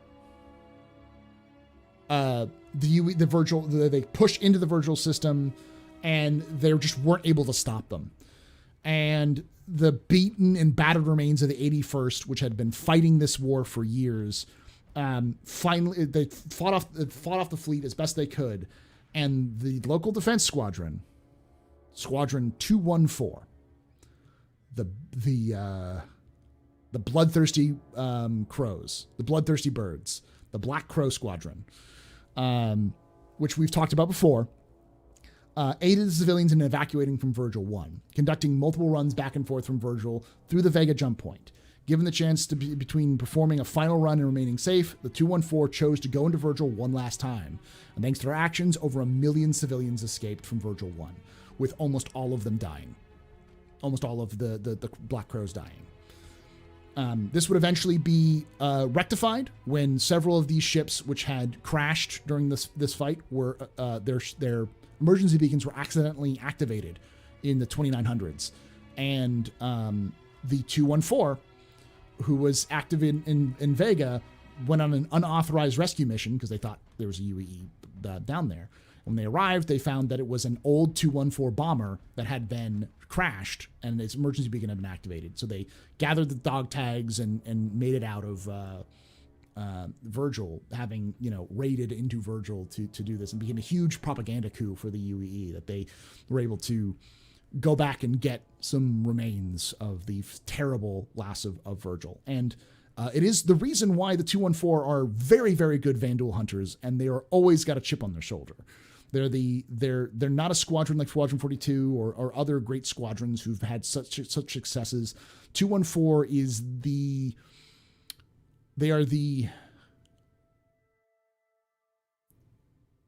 squadron that has something to prove, because until they can beat the Vanduul, they have this giant stain on the record from Virgil that they lost to the Vanduul. That's their existence, is fighting the Vanduul, and they've lost to them. But they, again, as a result, they've become absolute experts at killing Vanduul. Watch my video, if you're watching this up there, on the 214. I did that for IAE or for Invictus recently. So, and finally, the Vanduul stopped at Virgil. They would again attack Caliban in 2884, several years, almost 100 years later, and Caliban would then fall. And then almost 100 years, almost 200 years after the fall of Tiber, they attacked Vega. However, this time they failed. And thanks to Admiral Bishop, which is the impetus for the beginnings of Squadron 42, the video game. So that is the Siege of Tiber, this back and forth chaotic cluster that ended with the worst defeat in human history. I will be doing a more dedicated and scripted out discussion on the Siege of Tiber. So if you're looking for more of a direct play-by-play where I look at the various systems and I show the movements of the fleets, I'll try to do that. I got to get better at it, but I'll try to do that then. So thank you for watching this little experiment. If you enjoy this, hit the like button. If you have your comments, suggestions, if you don't want to see this stuff in the future, or if you're like, I only enjoy perfectly scripted videos, that's fine. Say down below, let me know. These are the sort of experiments I'm trying to feel out to see if people like this sort of stuff. And if you do, let me know. Like I say every time, hope to see you someday in the black.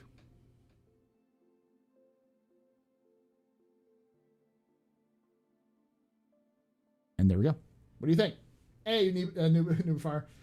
Fuck you, Diablos. Yes, they're definitely, 214 is 100% based off the Black Sheep Squadron of the Marine Corps.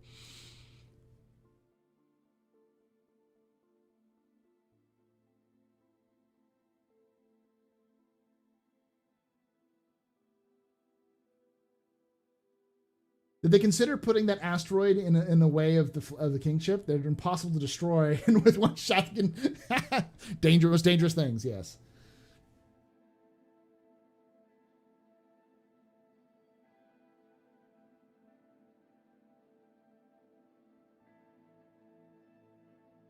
I'm getting Fabian straight to Can-I vibe here. Yeah, kind of.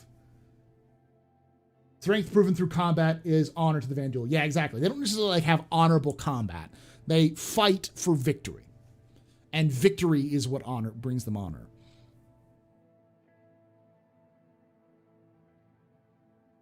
Langolier's weaponized, yeah. What I think is I never lost my Gemini, even taking up against an Idris fully crewed was an utter beast. Yeah, Gemini's neat, nasty. Hey, Noob, how you doing, buddy? Tribal honor? Kind of, yeah. Do I even need to shout out Noobifier? Go follow him on YouTube. Follow him on Twitch. It's funnier. He doesn't stream, but people follow him on Twitch anyways.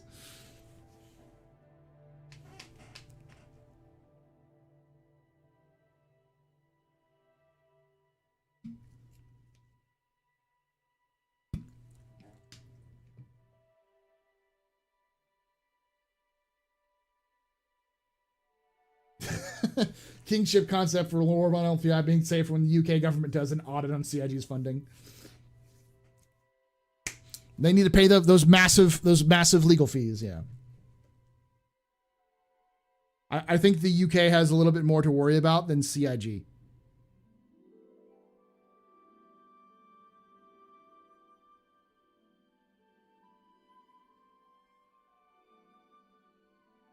A rainy day concept. I think they've joked about that before, that if they ever really needed money, they'd sell the bangle.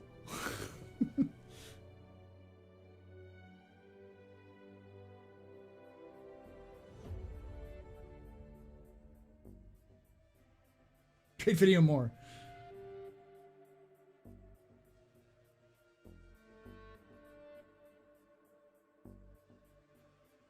For showing videos, movements, and such, would it be possible to do small 3D models to represent various fleets? That would be the largest ship lead suffice. Yeah, probably, Tarn. What I'd do is I'd take the holo viewer images of the various ships or other kind of representations, clip them out, and then put them on a map, like the star map, and then use the star map, like 3D animate the star map where the ship's moving around and that kind of stuff, which wouldn't be too difficult. It sounds more complicated than it is, but I'd have to kind of make it work.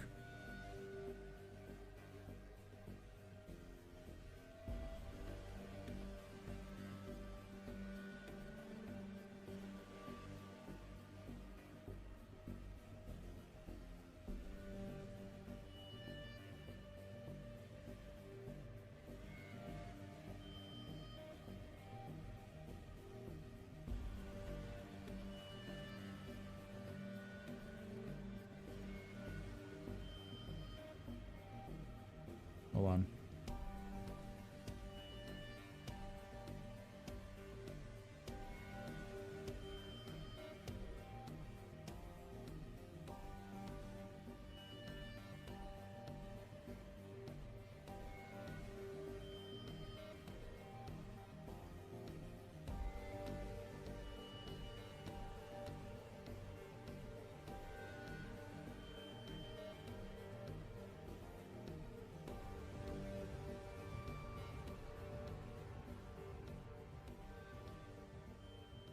Hey, Alan Eatsready, thank you for that Prime sub. Hey, Mr. Bright. My wallet for a board cube. A student is texting during class. Shut up. I'm responding to professional emails. I'm trying to get a meeting set up. When does Assembly sell a bangle? Better yet, those JDF minis you picked up represent the fleets and move them around a green screen. I would do it like an after action report like Ace Combat does. Yeah, basically, that's the idea. Like, let me put up...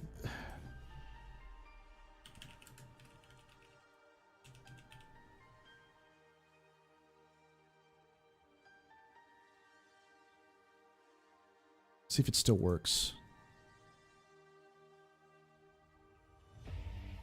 You have to download it, I think. I might be able to pull it up on like Fleet View and pull something out like that.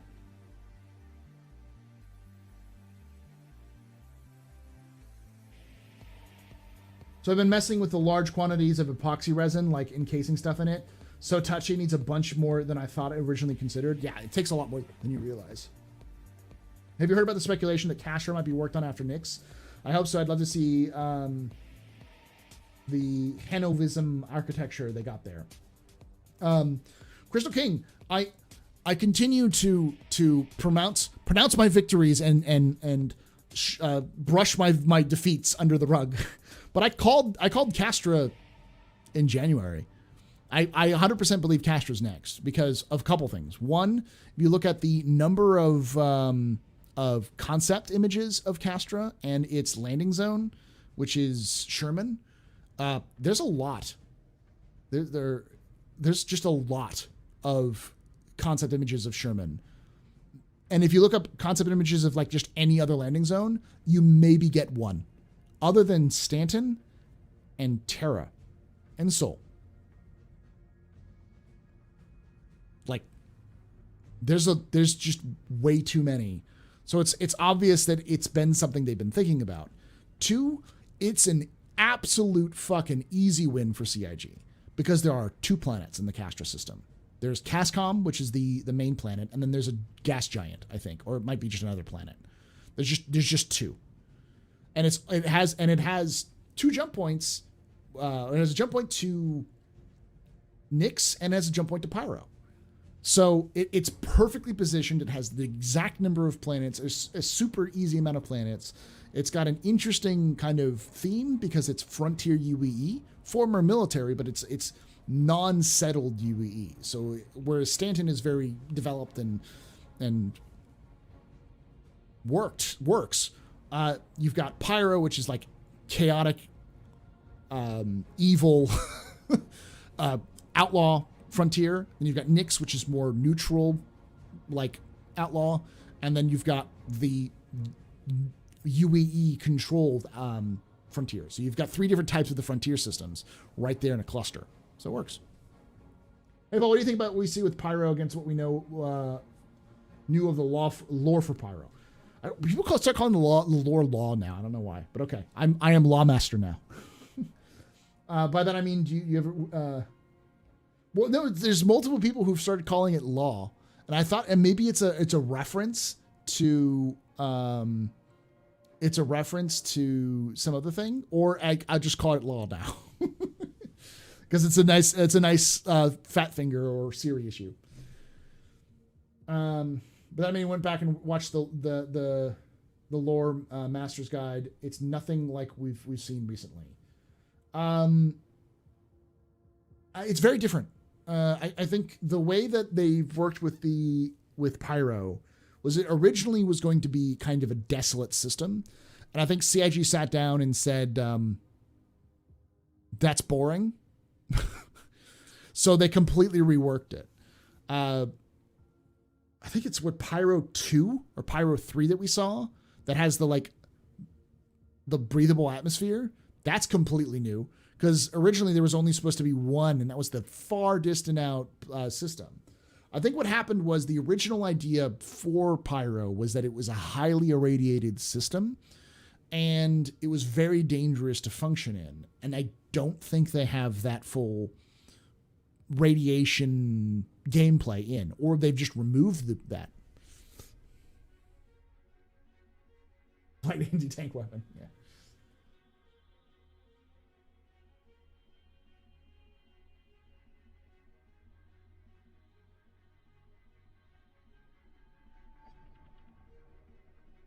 But not in Pyro 3 is basically supposed to be collision course with Undeath, but it's filled with yellow moss.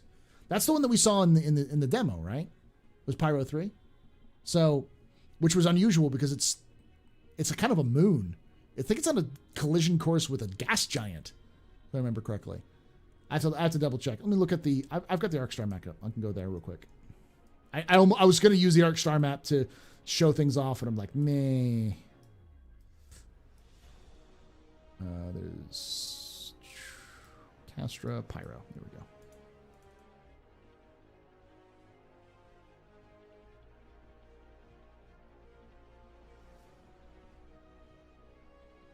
It's Pyro 4 and 5. Okay, yeah. So, yeah, I was right, but it's different. You've got Pyro 5 and Pyro 6. Pyro 5, or Pyro 4 is on collision course with Pyro 5.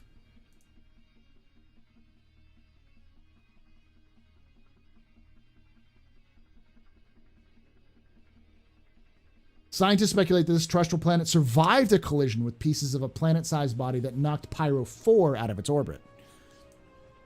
That's Pyro 3, yeah. And then we've got Pyro... no, it's Pyro 4. My Roman numerals suck. Let me show y'all. And then I'll do a fade back into... There we go. So... Pyro 4 and Pyro 5. So Pyro 4 is colliding with Pyro 5, if I remember correctly. Rocket Planet has been mind cleaned, knocked out of its orbit, a celestial body equal to a mass, is slowly being pulled into Pyro 5. And then you've got Pyro 5.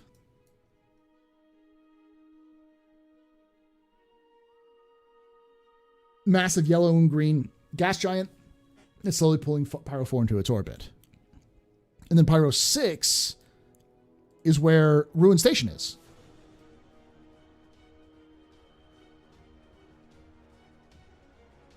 There's Ruin Station. Power Planet suffers little damage from distant star. Gold Horizon platform Pyro 5. Yeah, Ruin Station. So, yeah.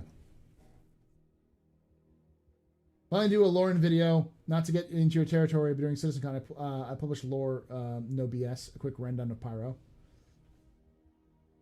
Nubifier, I'm never, no one ever, like, when I've heard most people like, oh, Paul, I want to do some lore videos and stuff like that. I don't want to step on your toes. It's like, I don't give a shit. We need more lore videos. I'm glad you did, you know, hopefully it gets more people into the lore.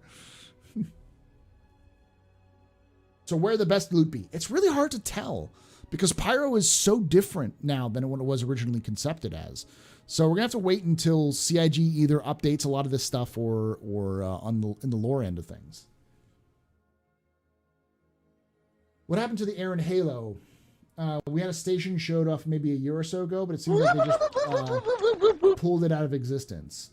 I mean, I don't think it's pulled out of existence. I think they're still working on it. They just haven't talked about it recently.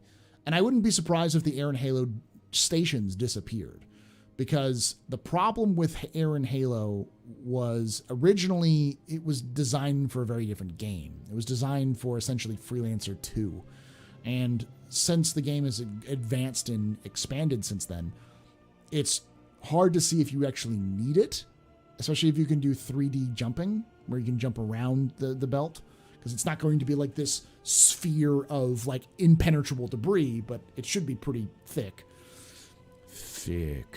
But no, last we've heard, it still exists.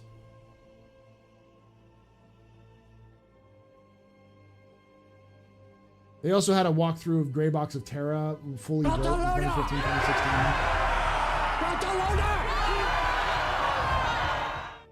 Yeah, they did do a full Terra thing, but the CIGs even said that they threw that concept out. Like they started working on it and then they realized it just wasn't good enough, and they kind of working on some other stuff.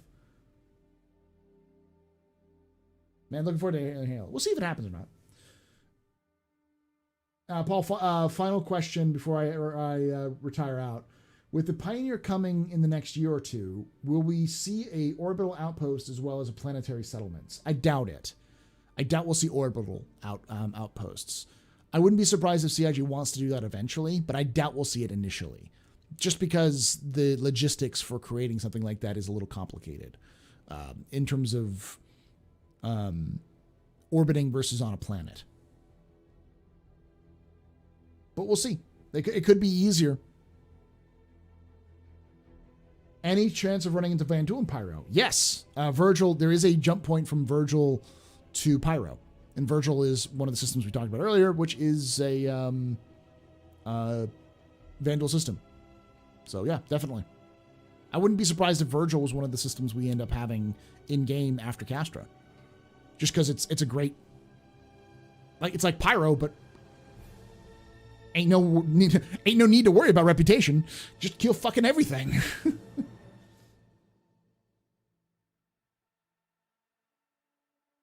They showed the pic of the gates recently. Yeah, they did. And it would look like it was white box. I think so. But the issue is that it has to use the new asteroid tech. And the Aaron Halo is huge, big, massive, ginormous. It is mind-bogglingly big. Like, it's supposed to be big enough where it's a significant navigation hazard. So to have that many asteroids on screen is going to require Gen 12, Vulcan, and server meshing. So that's probably the reason why we haven't seen much of it, because they're waiting for the other tech to catch up before they finish it. Huge tracts of land, yeah. What do you think about the pics of Pyro 4 from CitizenCon? Not the yellow moss planet, but the one with the shallow turquoise water and jagged rocks. Looks cool. I mean, it's definitely going to crash into a gas giant at some point, but looks cool. Yeah, the yellow mouse planet, I think, is Pyro 3, if I remember correctly.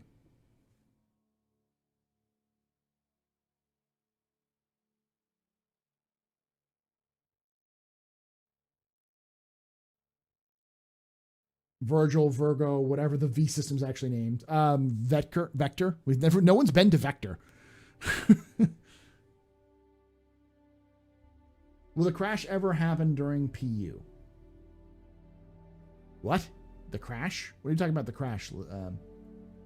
Power 4 is one of the only land investments that has a bad idea.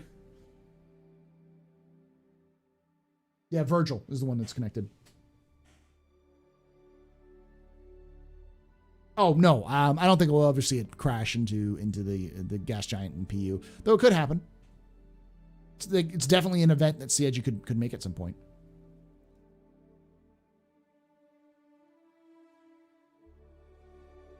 Planetary crash live in game? Possibly. I mean, it's definitely something I could see CIG doing as a big event. Because when you have a planet smashing into a gas giant, I imagine the resulting explosion or whatever the hell happens is going to be fucking huge.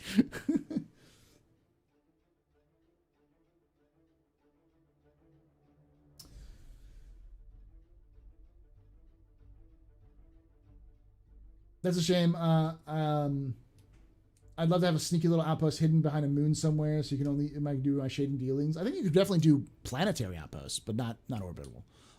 CIG has never indicated that they're going to do orbital outposts, and because of that, I doubt it. Like usually CIG will say, yeah, maybe someday, but I've never heard them even say that with orbital stations. So I can see them keeping it. Big ships can only go through the holes made by the stations, and with little haulers can shoot through, could break up the economy a little bit and give the littles a chance. You can also jump around it. I imagine it's big, but it's going to be like a gas hog to jump around the system, because we also need to have 3D jumping. We currently have 2D jumping, where you're just kind of jumping from point to point. Now I know it's 3D depending on where you are and the planet and such like that, but like you need to be able to jump to an area, stop, angle up, jump again, stop, angle over, jump, stop, down, and then go, or jump and then angle in the right area, which they're working on. So the answer is, where's the Aaron Halo? It's waiting for tech to be finished. I mean, most of the biggest ships can almost be their own stations. Attach a few together in docking ports, and you've got a station. That's essentially what the Kraken is. It's a mobile station. The Kraken Privateer is a station. It's what it is. It's an R&R. It's a mini R&R.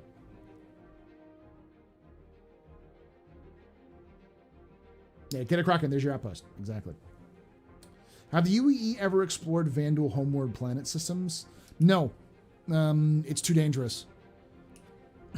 They may have, but if it was top secret and probably done by a Carrack. See, for some reason, as anyone who's watched the latest lore video I did, I think I released it yesterday, knows the Carrack is done some creepy shit. the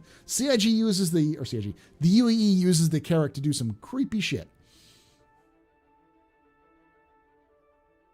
Hey, Alpha. I'm sorry to ask this question.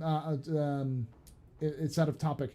Do you think one day Star Citizen will NFTs in game and crypto coins? Facebook is working on the metaverse. No, I don't think so. That's not CIG's design. That's well out of CIG's wheelhouse. Do I think they'll do it one day? Maybe, if every other game is doing it, but I don't think it's not really in the CIG's plan to do crypto coin as part of their thing.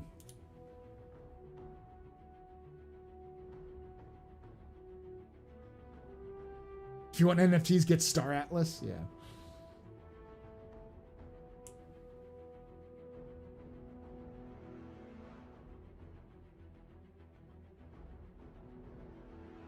UEC is crypto? I mean, technically it is, but it's actually regulated by the UEE, so no.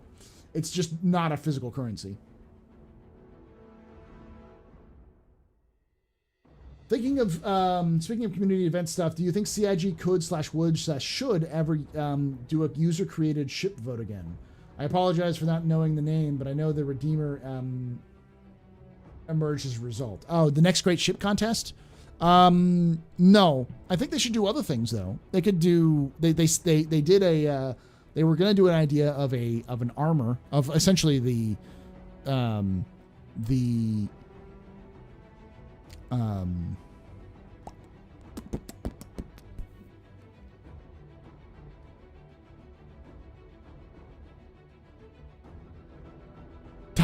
Titan suits. They were going to have them create their own Titan suits. It was going to be called the Next Great Star Marine. And I think what happened was the idea was interesting enough, but they didn't generate a lot of interest from producers. And because they didn't generate a lot of interest from producers and didn't get a lot of work for Sandy, they ended up scrapping the idea. I also think that the Redeemer being as garbage as it is kind of killed the whole contest, because it essentially takes the power out of Chris's hands for like an approval or disapproval of an item. And the Redeemer, like, I don't like the Redeemer. I fucking hate the Redeemer. And I know there's a lot of people who are like, oh, I like the Redeemer, but I'm not alone. There are a lot of people who despise that ship, and I'm fairly certain Chris is doing his best to not piss off backers with ship designs. And so I think that killed it. I think the Redeemer killed that concept. I don't think we'll ever see a contest like that again. Yeah, the Redeemer was built to win the contest. Yeah, it was built to win the contest, not to be a ship that's flyable in Star Citizen.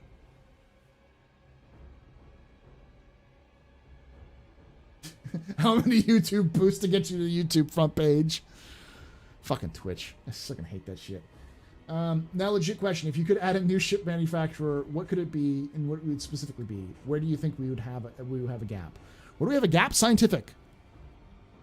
We have science vessels just aren't our thing. We have exploration ships.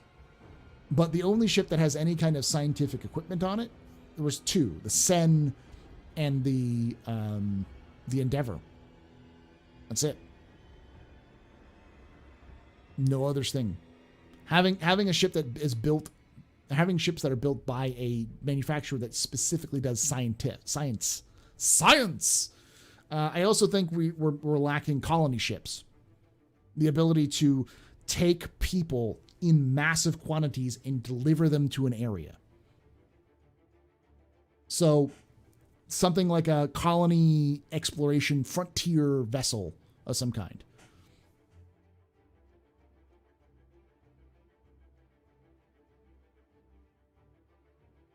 Science human or science alien? I mean, either, but definitely science human first.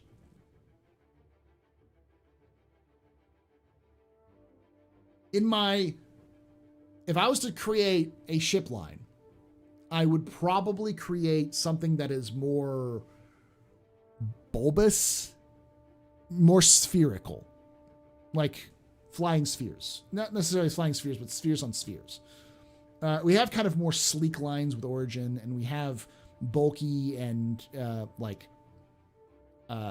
blocky with things like Argo and other ships like that.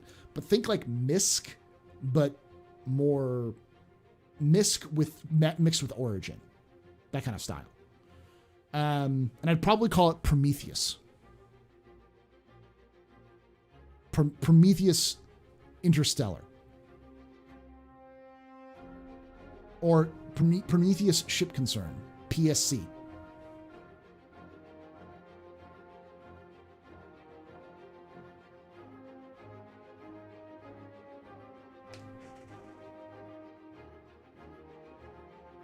You create a ship, like the Dune Spheres, a straight up egg. An egg explorer. Yeah, kind of like an egg explorer. Yeah, something like an egg. Prometheus Industries, yeah. And while it's a nod to Prometheus and Alien, Prometheus is an important name because, for those who know mythology, Prometheus stole fire from the gods to give it to humanity. And fire is also an analogy for intelligence and for wisdom and for like science. So Prometheus matches well with the fire of learning and the fire of the light of intelligence. Don't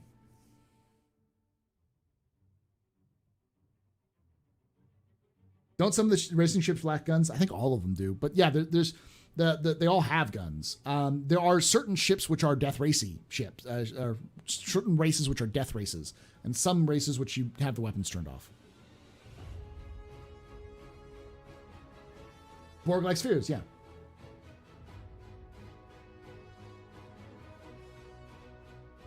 That would be funny, Crystal, but yeah, it wouldn't work that well. Eyes twitching.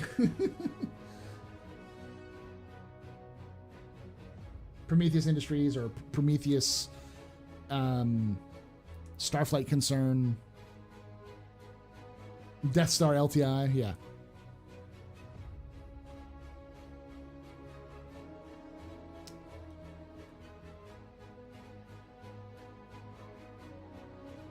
But it wouldn't be like perfect spheres. It'd be more like ovals. You know what I mean? Like flat ovals. Something like that. More spherical, but less perfect circles and more long, flat spheres or ovals. It's probably what I'd go for as the artistic choice, because it would. There's nothing else like that. There's nothing that's like oval shaped and flat and long. You have some of that with Origin, but as Buster so clearly pointed out, all Origin ships are uteruses. They're all uteruses. It's the only non-penis shaped ships in the verse are Origin, which are uteruses. I mean, like the Covenant Halo, yeah, like kind of like Covenant Halo-esque, yeah. Uteruses, uteri. They need a ship company whose acronym is PTW. PTW. God damn. All of the shit takes from Noobifier tonight.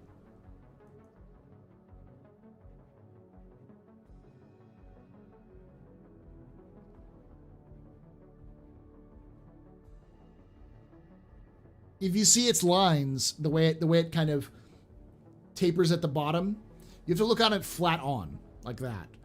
But she's not wrong. They all have this tapered front, and then they kind of go out into the back, then a nice smooth, like vase-like, inverted vase-like shape, like a uterus. But that hook, that front hook, yes.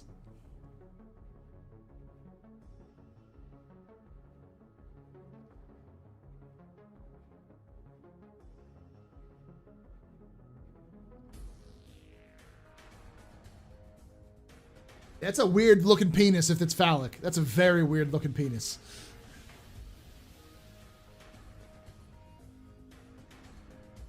The ship has nostrils. Yes, I have also seen morphologist video on 400i.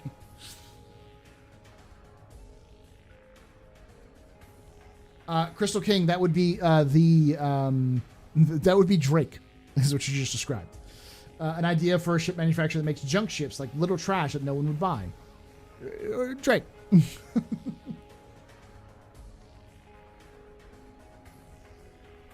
Noobifiers in chat. I'm saying Noobifiers is making all of the hot takes today, the jokes today. He's in the Twitch chat. Now get Jeremiah to draw it up.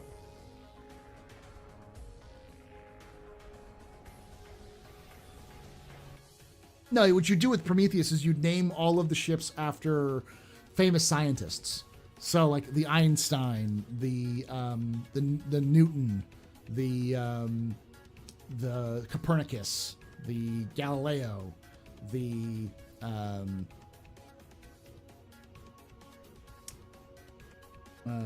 Pythagoras, you know, you name them, those sorts of things. And you'd find some obscure scientists that were very important that a lot of people don't talk about, like the Tsiolkovsky, you know. The Hawking, yeah.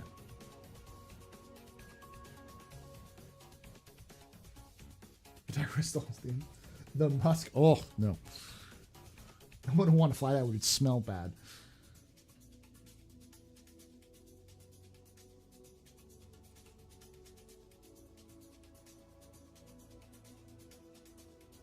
I don't understand the every ship must look like something I like argument. Style doesn't mean anything. You might be none, but it's diverse. Let's be diverse and diverse.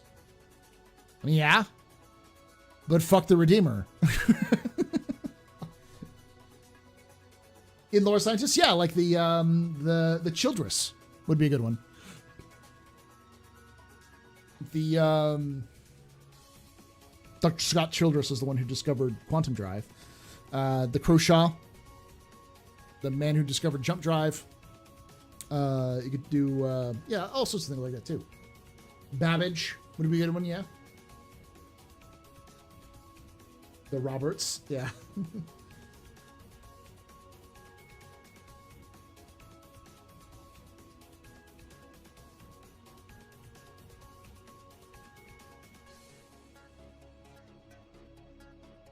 Mendel, yeah. The Ibrahim, yeah, Ibrahim. Though Ibrahim is more new. He was a well-known scientist well before the Ibrahim sphere was created, but that's really put him on the map.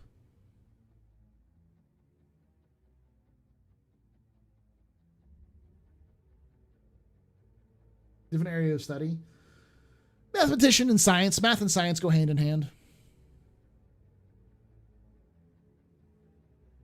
You also do things like the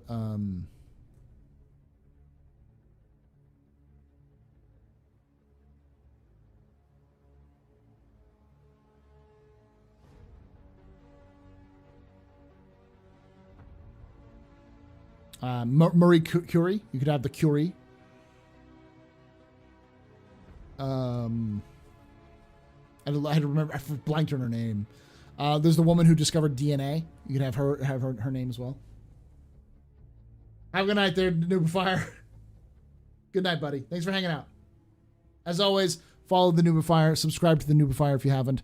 If you're literally watching me and you don't know who the Noobifier is, I have no fucking idea how you managed to do that. Like, Jesus Christ. I don't know how the stars aligned where I'm the person you find before Noobifier, but go follow Noobifier and subscribe to him on YouTube. He always hangs out here. Good dude. He comes up in the captain's table sometimes as well. So later, Noobifier. Send me the video that you do for the Pyro. Did you already do the Pyro lore bit? But send me that video if you haven't. I'll take a look for it. Who discovered the first jump point? Croshaw. Nick Croshaw.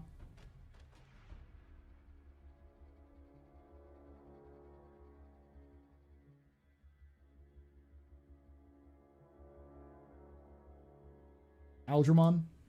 I have to look that up, but I think that is, yeah. New FRA? Is he new? Shut up, Dawnstar.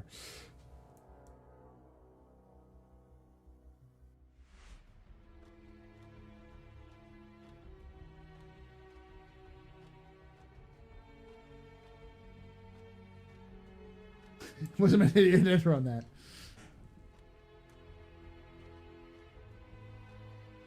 Would like a portable land-based ship that requires additional ships to dock with it to allow it to land and take off, designated as a semi-permanent home? Maybe. I mean, I could see something like a modular land vehicle that could be turned into a home. That'd be an interesting concept that you could like, but that would also require modularity. So if you took something like a vehicle that could dock to another vehicle, and, you know, one vehicle has like a medical bay and the other vehicle has like a living quarters and the other vehicle has like a bedroom and another vehicle has like storage, like armory, and you could like dock them together and then have like an exit, a main exit, as kind of like a mobile base.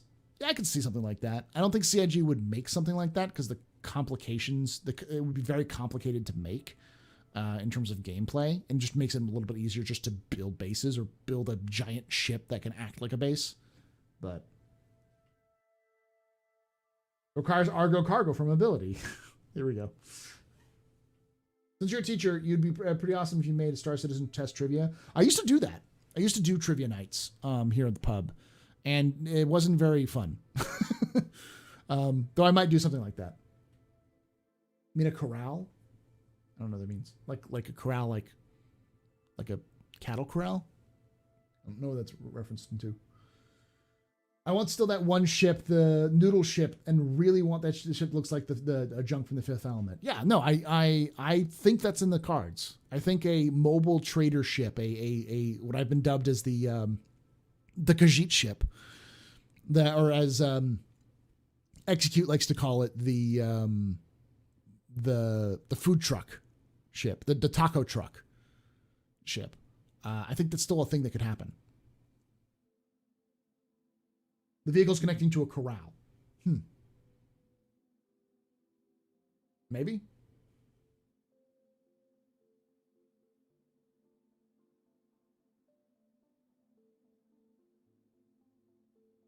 Imagine something having a ship without a toilet. Imagine paying someone to come with a toilet, paying someone to come to a toilet with you.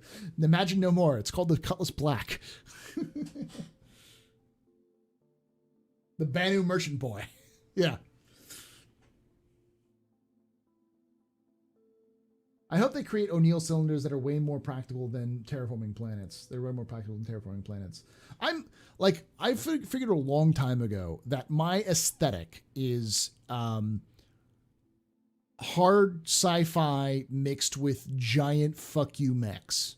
Not like giant mechs, but like big stompy foot mechs and some space wizardry.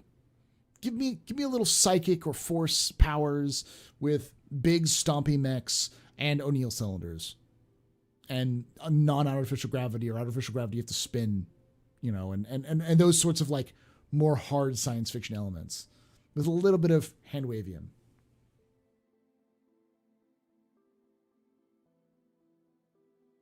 Something like BattleTech or Gundam, but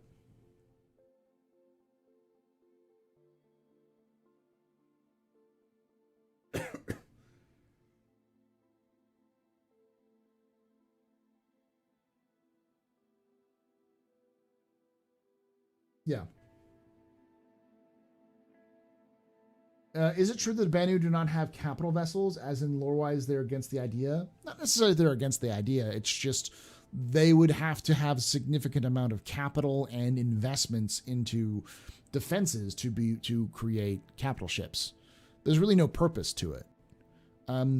This was brought up, I think, in the last office hours, and someone was just like, Star Citizen's lore doesn't make any sense, or its world building doesn't make any sense, because why would if the Banu actually were obsessed with making things better, they would constantly build, try to beat the Xi'an rather than buy it. It's like they don't really want to be the best; they want to have the best. If they can make the best, they'll make it. But if somebody already exists, then do it. Because Banu only live to 30 years old. Like they live, I think, outside of like maybe 40. Very, very, only 3 to 4 decades is their lifespan. So they don't have a lot of time. So they got to get shit done. And that's kind of how they function. So thinking about that kind of mentality, a capital ship requires a lot of investment, a lot of time, a lot of effort, a lot of maintenance, a lot of stuff. There's just a lot of stuff that you have to go into creating and building and maintaining a capital ship. And with Sulis going out of business in every 10 years, that's a very expensive investment to just throw away every 10 years. Because, most Banu Sulis will only last a couple of years. And once that SO Suli of a Suli dies, then they just dissolve.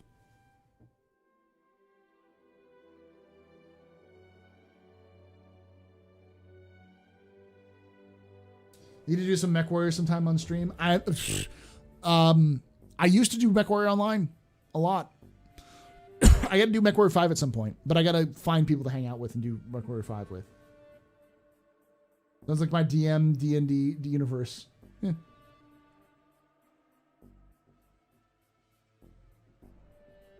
We're like Vulcans to the Banu. I mean, in terms of differences in lifespan. Yeah, in terms of power, like technology too. Would a human be able to be an Exosuli? I don't think there's anything against it. Most Banu would probably treat a human captain as an Exosuli. Like, we don't know a lot about Maz. Maz Hulan is the partner of Alex Dugan, who's the captain of the Duck, the belligerent Duck. The reunion videos that we saw from last IAE or last Vix, I can't remember when that was. Those videos that were talking about the Starfarer, or Starfarer, Star Runner, those videos were talking about her and the Banu she had in cryogenic storage, which is an advocacy storage. That was Maz Hulan. Maz sort of treats Alex like an Exosuli. I think other Banu refer to her as his Exosuli, though he doesn't really refer to her as an Exosuli. So, but yeah, Banu work with humans all the time. The Banu in the cryptopod. Yep, that was Maz. Maz, I guess.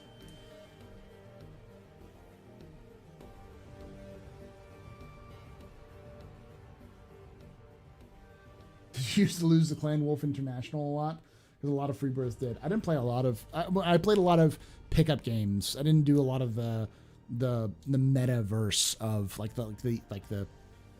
the universe stuff of MechWarrior Online, because it was always like 3 or 4 groups would roll around and just ball everybody, and it was just like not that fun. Banu equals Solarians for Mass Effect in terms of lifespans go. Yes. NWO was my holdover until Star Citizen could do got out of the hangar module. I still wish CIG would do paint like NWO did. I do too. Astropub, been playing a lot of BattleTech PC myself recently. I've been doing a career mode on the hunt for the Black Knight heavy mech there. Yeah, I want to do the group, because you can do co-op. Once you've done like the first couple of missions, you can do co-op single player mode, which I want to do at some point. What's the ball sport in Star Citizen, and do I think we'll ever be playing in game? It's called Sada Ball, and yes, I think we'll be able to play it in game. I just don't think it's going to be a priority until a lot of other stuff is done.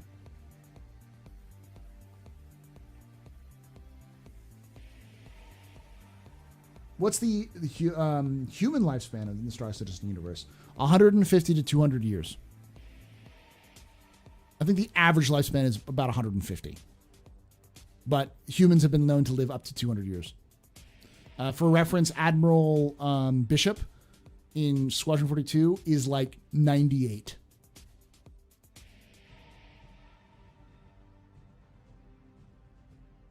Any idea if the lore ever added killer robots like Cybermen to or Daleks?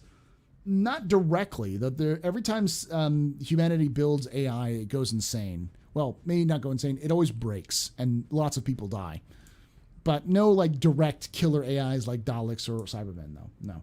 We might see them, but not yet. Wasn't Sadaball a Kickstarter goal? I don't think so. It was created with the help of the community, but no. Do I think 315 was a good spot for Open PTU this weekend? I'm hopefully they go open tomorrow and release this weekend. I think they're going to have to release soon, probably within the next week or two, because they need to release so they can get it to the .1 patch for IAE, which is going to happen in 2 or 3 weeks. So, Addis is in charge now, so Robot Uprising would be fun indeed. UE Advanced Defense Project 17 classified. I'd have to look that up. There is one. I can't remember what it was, though. When does 315 X drop? .x? You mean the IAE patch? Whenever IAE happens, which is usually the second week of November. In terms of when does 3.315 when does 3.15 drop live? 1 hour.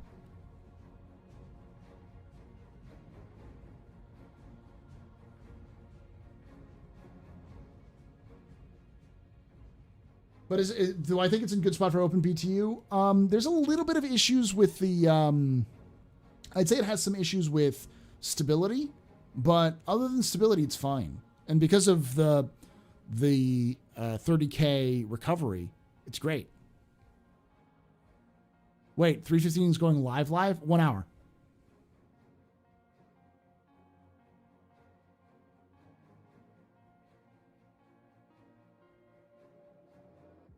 If the IAE patch is November 15th, then they have to release it this week. They have to release 3.15 this week. Because then they have to have, or maybe next week at the latest.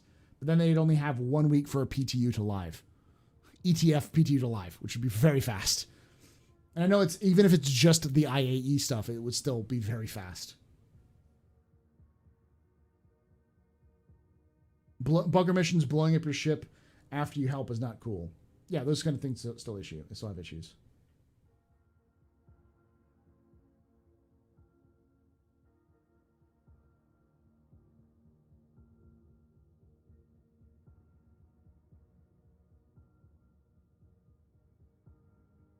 Any second now. Hits refresh. 1 hour. Always 1 hour. For those of you who don't know why I say 1 hour, is because we content creators always get the question, when is the next patch coming out? Especially when it's in PTU or it's in ETF. And we get it asked so often that I think it was Sergeant Tickles created a meme that just said 1 hour. He would just say 1 hour when everybody asked it. So the rest of us started doing it too. So that's just what it is. You ask us a question, when is something coming out, and we have no fucking idea when it's coming out, we'll say an hour.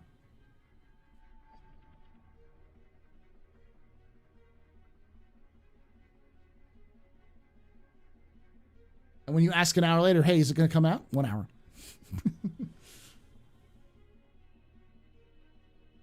Yeah, those missions are cool until you immediately get turned on. Yeah, we'll see how that works. They need to give you time to loot the bunker before the area becomes restricted again after the mission. They do, yeah. There's actually a new update for today. There usually is. They usually do a couple of updates a week. So, but I haven't played since the weekend.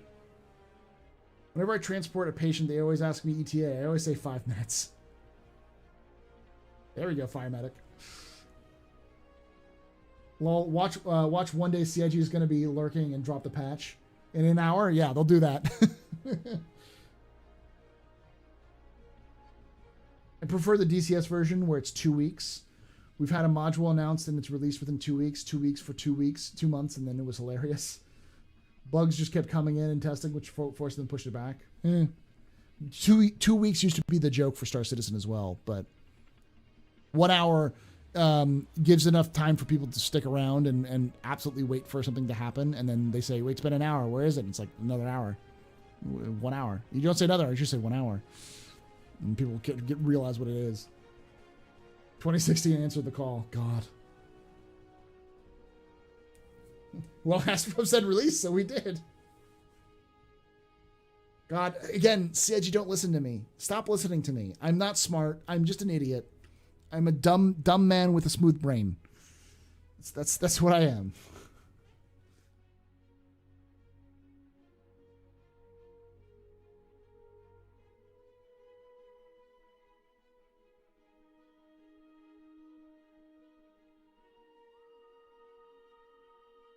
I've been calling the Carrick the safest bet when someone asks what ship I should get. What do I think? I think that's a bad idea. I think that's a great way of getting people to literally go, this game is pay to win. Because the Carrick is, what, $600? The best ship to get is whatever starter ship works. I generally say the Aurora. Because, like, in reality, when people ask what's the best ship, an Aurora with your starter package. Because buying anything beyond an Aurora is dumb. Like, you either really, really want to support the project or you are chasing hype, which is dumb. Because, like, as of now, you can buy an Aurora or buy a game package and pretty much earn all of the ships in game within a couple of months. If you really want to play the game and play it frequently, you can earn pretty much every ship in the game within a month. It's not that hard. Even if CIG ratchets up the grind 2 times what it is now, it would just be 2 months. Like, it's really, and you'd be playing the game. So.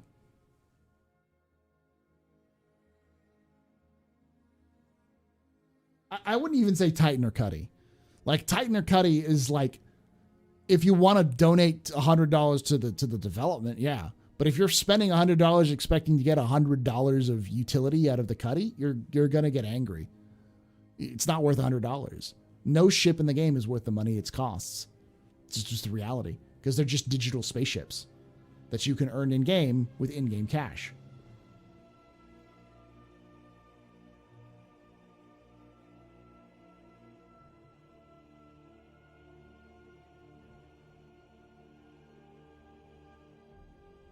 Hey, Sci-fi, thank you for gifting all those subs to Swami, the Asian Potato, Teak Talk, High Tech Syndicate, and Matthew HW. There we go.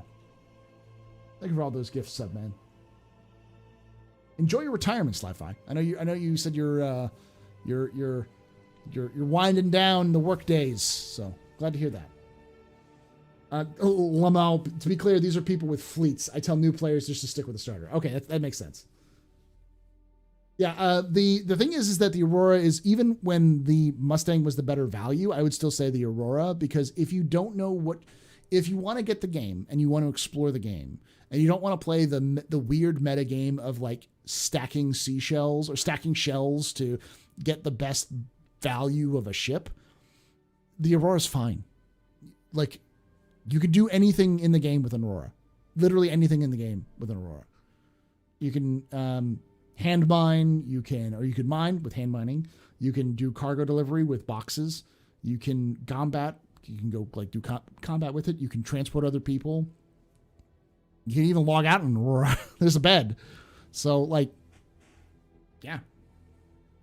It's hand salvage, yeah. You'll be able to hand salvage with it with an Aurora too.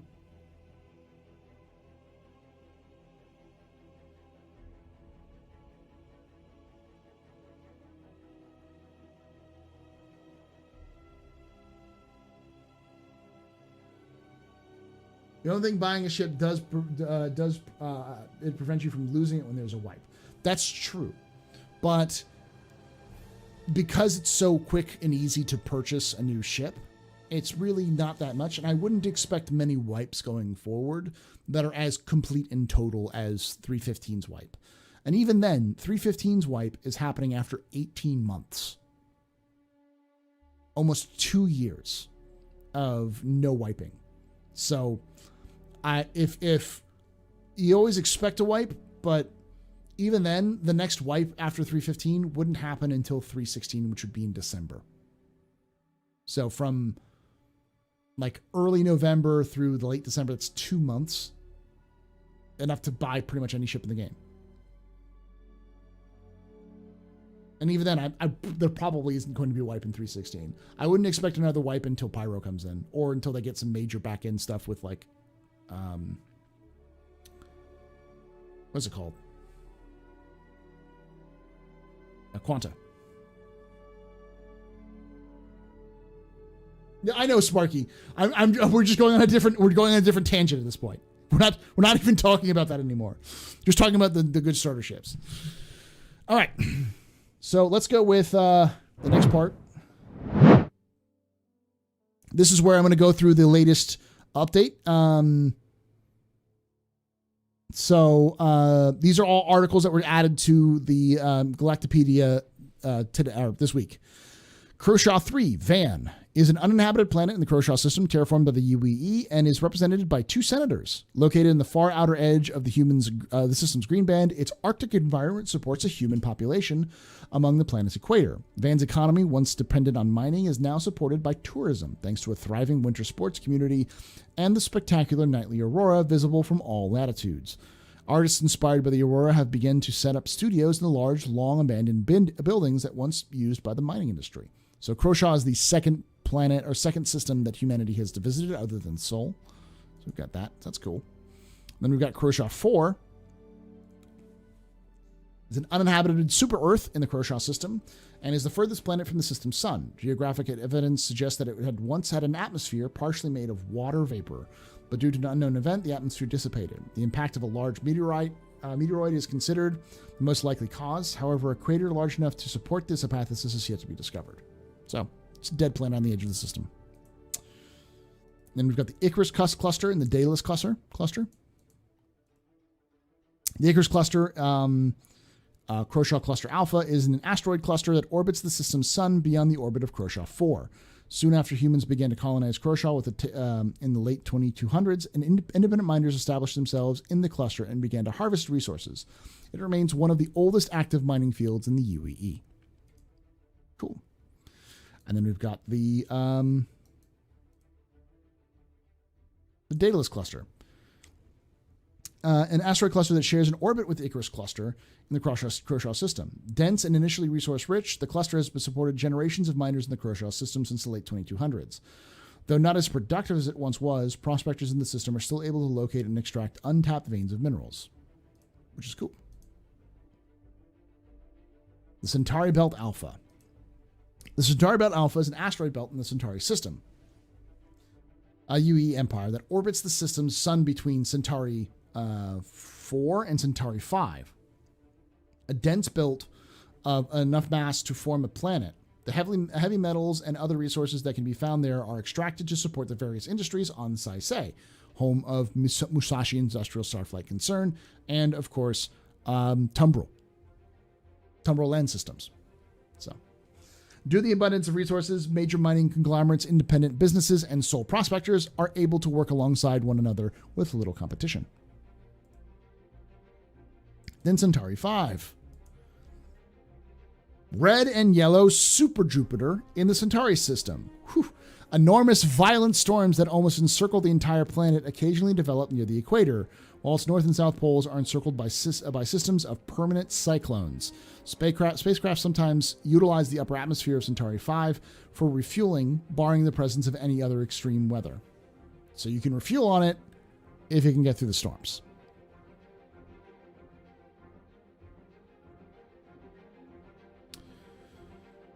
All right, then we get to the very fruit-filled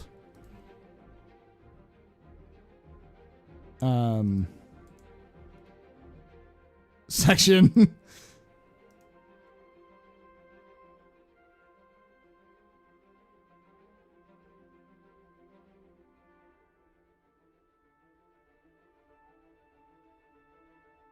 All right, Oza.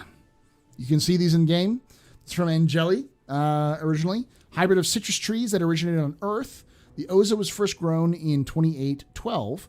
Underneath its deep green rind is a bright orange flesh with a tart, sweet, and bitter taste. Generally considered by humans to be too fibrous to eat, the juice is prized for its complex taste and its popularity used as flavoring in sweet and savory applications, as well as in numerous cocktail recipes. Lunis. Lunis fruit, also known as the spiral fruit due to its circular ridges that form on its approach on it as it approaches its ripeness, is an edible fruit indigenous to Osha, Killian 6. Before Osha was terraformed, Luna's tree was one of the wild plants selected to be reintroduced to the planet after the terraformation was complete.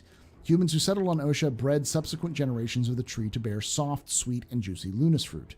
Lunas fruit are popular to use in ice cream and other desserts. Golden Medmon. The golden medmon is a fruit indigenous to Jalan, Elysium 4. Cultivated by Tavarin over hundreds of years for its nutritious seeds and hydrating flesh, in its natural state, the fruit is very firm and astringent.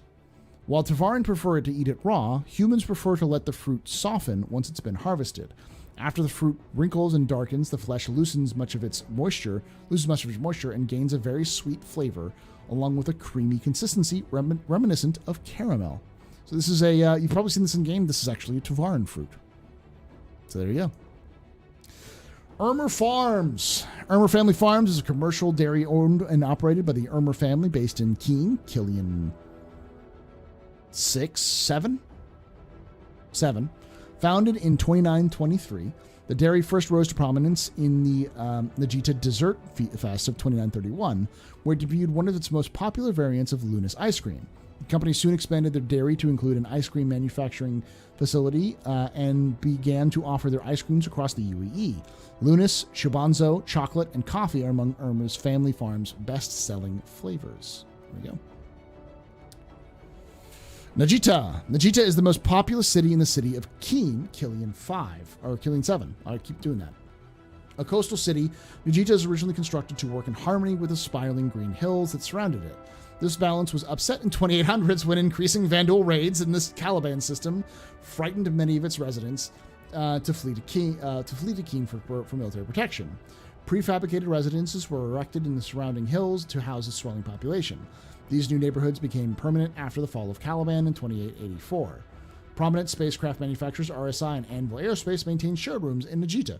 There we go. It's one of the big places. Yeah, so Killian is the system where that's the headquarters of the UAE Navy. So MacArthur is the planet upon which everything's scheduled. Dolivine. Semi-clear, clean-colored, green-colored mineral that is solid and decorative, sold as a decorative gemstone. Due to its density and natural resistance to weathering, it is also used as a cutting tool for other industrial purposes. It came to prominence as a gemstone after the Imperator Ileana Mezer VI wore a 45-carat Dolivine brooch to her niece Astrid's wedding in 2690. In its natural state, Dolivine most often occurs as dark green bands and rocks.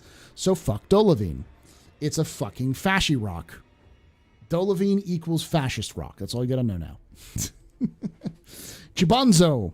Chibanzo is a berry that grows in clusters on the Chibanzo plant and is indigenous to Castle, Goss 2. Wild Chibanzo is often more tart than the commercially grown variety, which is known for its sour and very sweet flavor. In the center of each berry is a cluster of small, highly bitter black seeds that humans usually discard while eating. Tavaran and Banu prefer to consume the seeds alongside the flesh of the fruit. Chibanzo berries are used as the ingredients for desserts, such as ice cream, and is the main ingredient of Chibanzo cream liqueur. Eat the Dolivine. Hey, Uriah. Doing good, man. Uriah. Pico snowboarding too, yeah.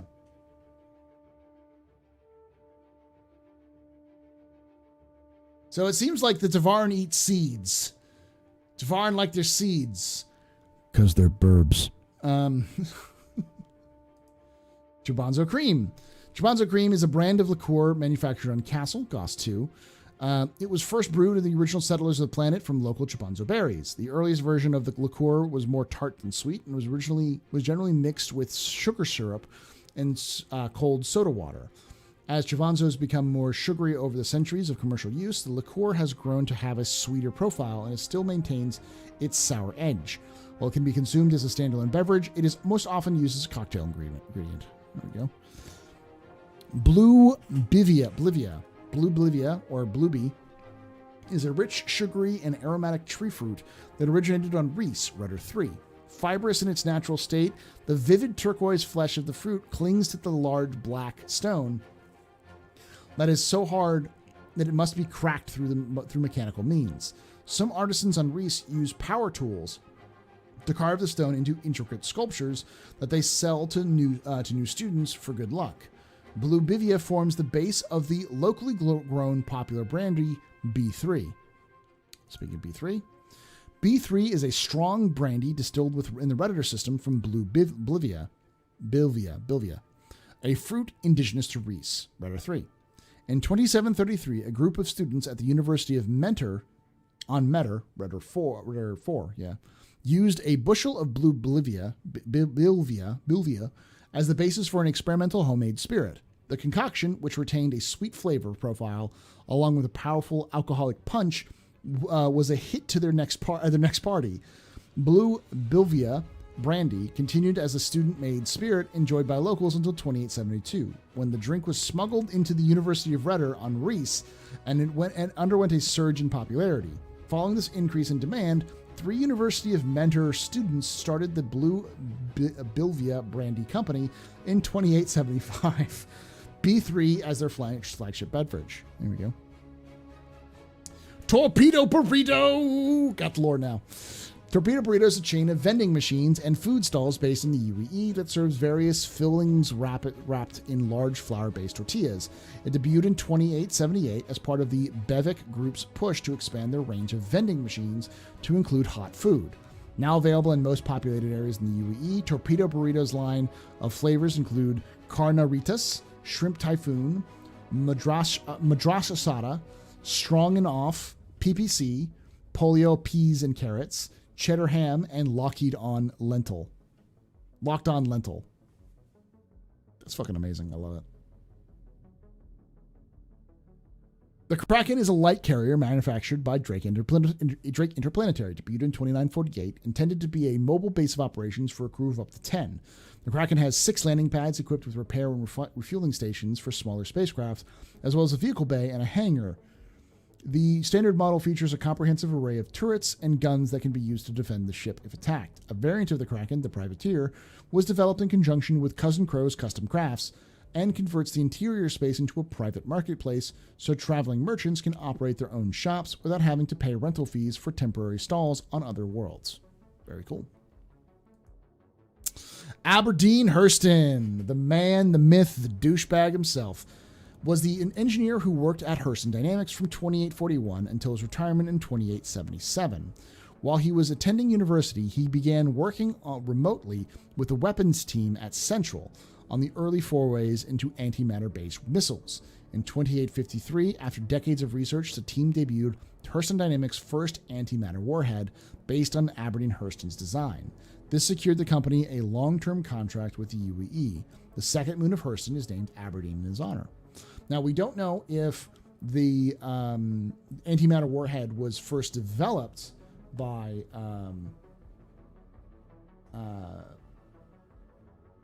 Hurston Dynamics. It could have been, or this is just a revolutionary design for it. And if it was one thing, it was one thing to be revolutionary designed. It was definitely the Hurstons. Now, this is something that Jail pointed out. Central headquarters and shared services center. This is the head of this is the big building in the Central Business District. You would say Central Business District. It's actually Central. That's the name of the building. On Lorville. Here's the problem with this. In 2853, after decades of research, the team at Hurston Dynamics first ended warhead based on Aberdeen's design. How could he been working on this before they discovered the fucking system? Central wasn't built until the 2900s. So either Central was a separate entity or... oh, no. Actually, they reversed it, didn't they? But it's still way off. Like, Central must have was built before they discovered Hurston. So, hey, Ram, there we go. Did someone raid and I didn't see it? Love you too there, Ram. Why do I dislike Mr. Aberdeen? Because I dislike all Hurstons. All Hurstons are arrogant, pompous twats. They did, but the question is, when was Central built? Because let's look up. Let me look up. Here, let's do this.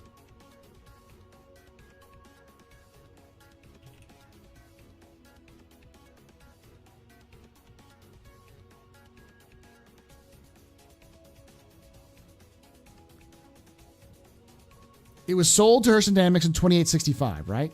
And it was discovered in 2851. Right? So Hurston was discovered in 2851.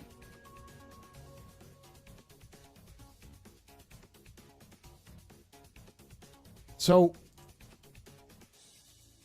while he was attending university, he began working remotely with the weapons team at Central on their early forays into antimatter-based missiles. And 2 years after they discovered Hurston, which was almost a decade before they actually bought the planet, they had Central working in Hurston? What? Dates are off, Ben. That's what it is. Dates are just off. They need to rework that.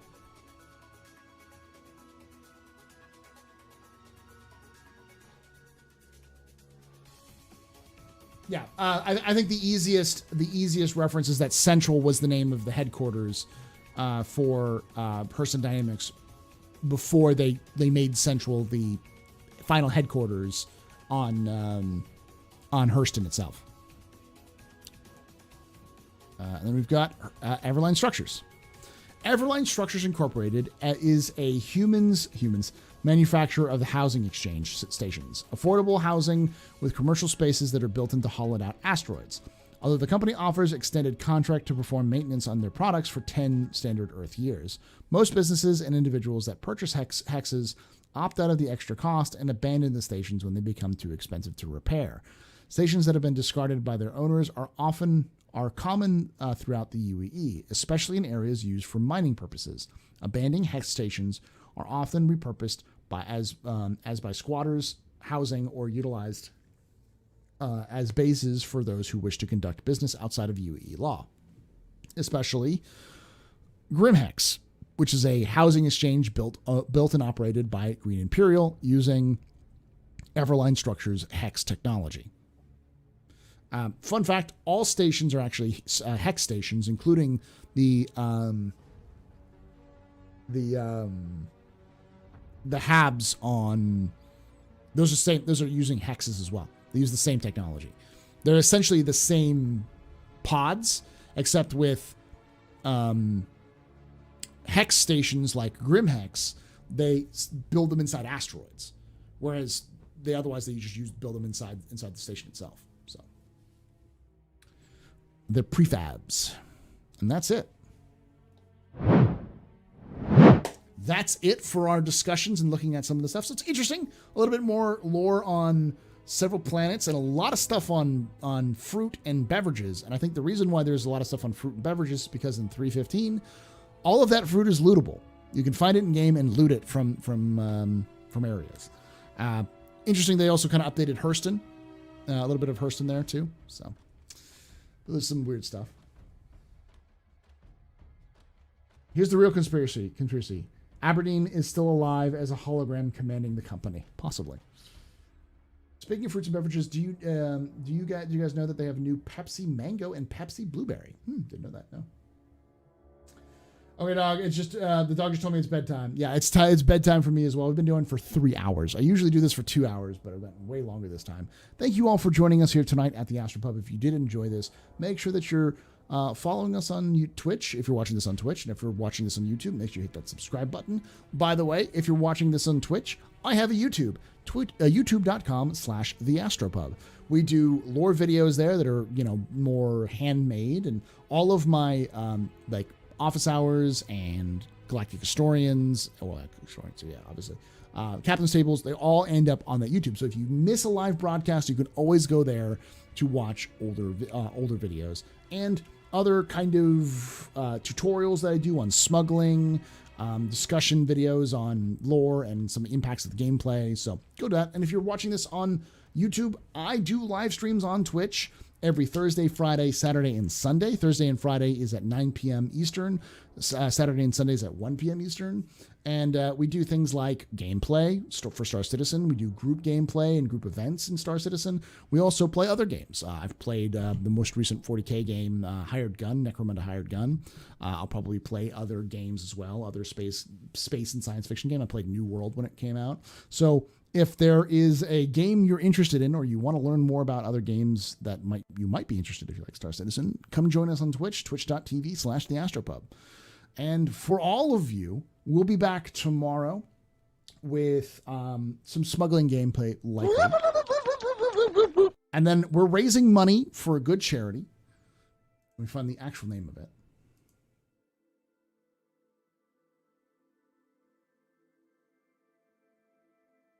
Gamers Outreach, which is doing a kind of big fundraising campaign. They do make it easier for kids to get video games in hospitals. So and just in general too, as well. Just make it easier for kids to get video games.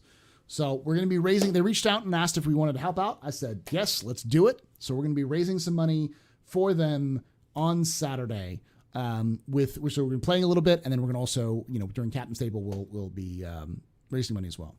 And then later this month, in the second week of November, we're raising money for Stack Up, our annual 7 Days of Valor. And then there's another event that's coming up that I'm raising money for as well. We got a lot of charities we're going to be doing this month. A lot of charities reached out and asked us if we could help out. I said, yeah, sure, why not? It's always fun to raise money for charity. And then there's an event that I'm going to be part of with Atmo Esports, which is Fight or Flight. Your boy Paul is going to be there doing some PvP action. And I'm going to be flying with the best Klingon in the verse, the last remaining survivor of the Vara, Miss Busta the Destroyer. We're going to be teaming up to kind of fight and win that competition. And if we don't win, we're just going to have a lot of fun. So join us for that as well. That'll be on, I think that's on November 20th. So lots of cool stuff. Did you ever do the learn the low flying thing? Apparently it's a thing. I kind of know how to low fly. I'm not good at it, but I can practice. Thank you again, though, for joining us. Like I say every time, hope to see you someday in the black. Later, y'all.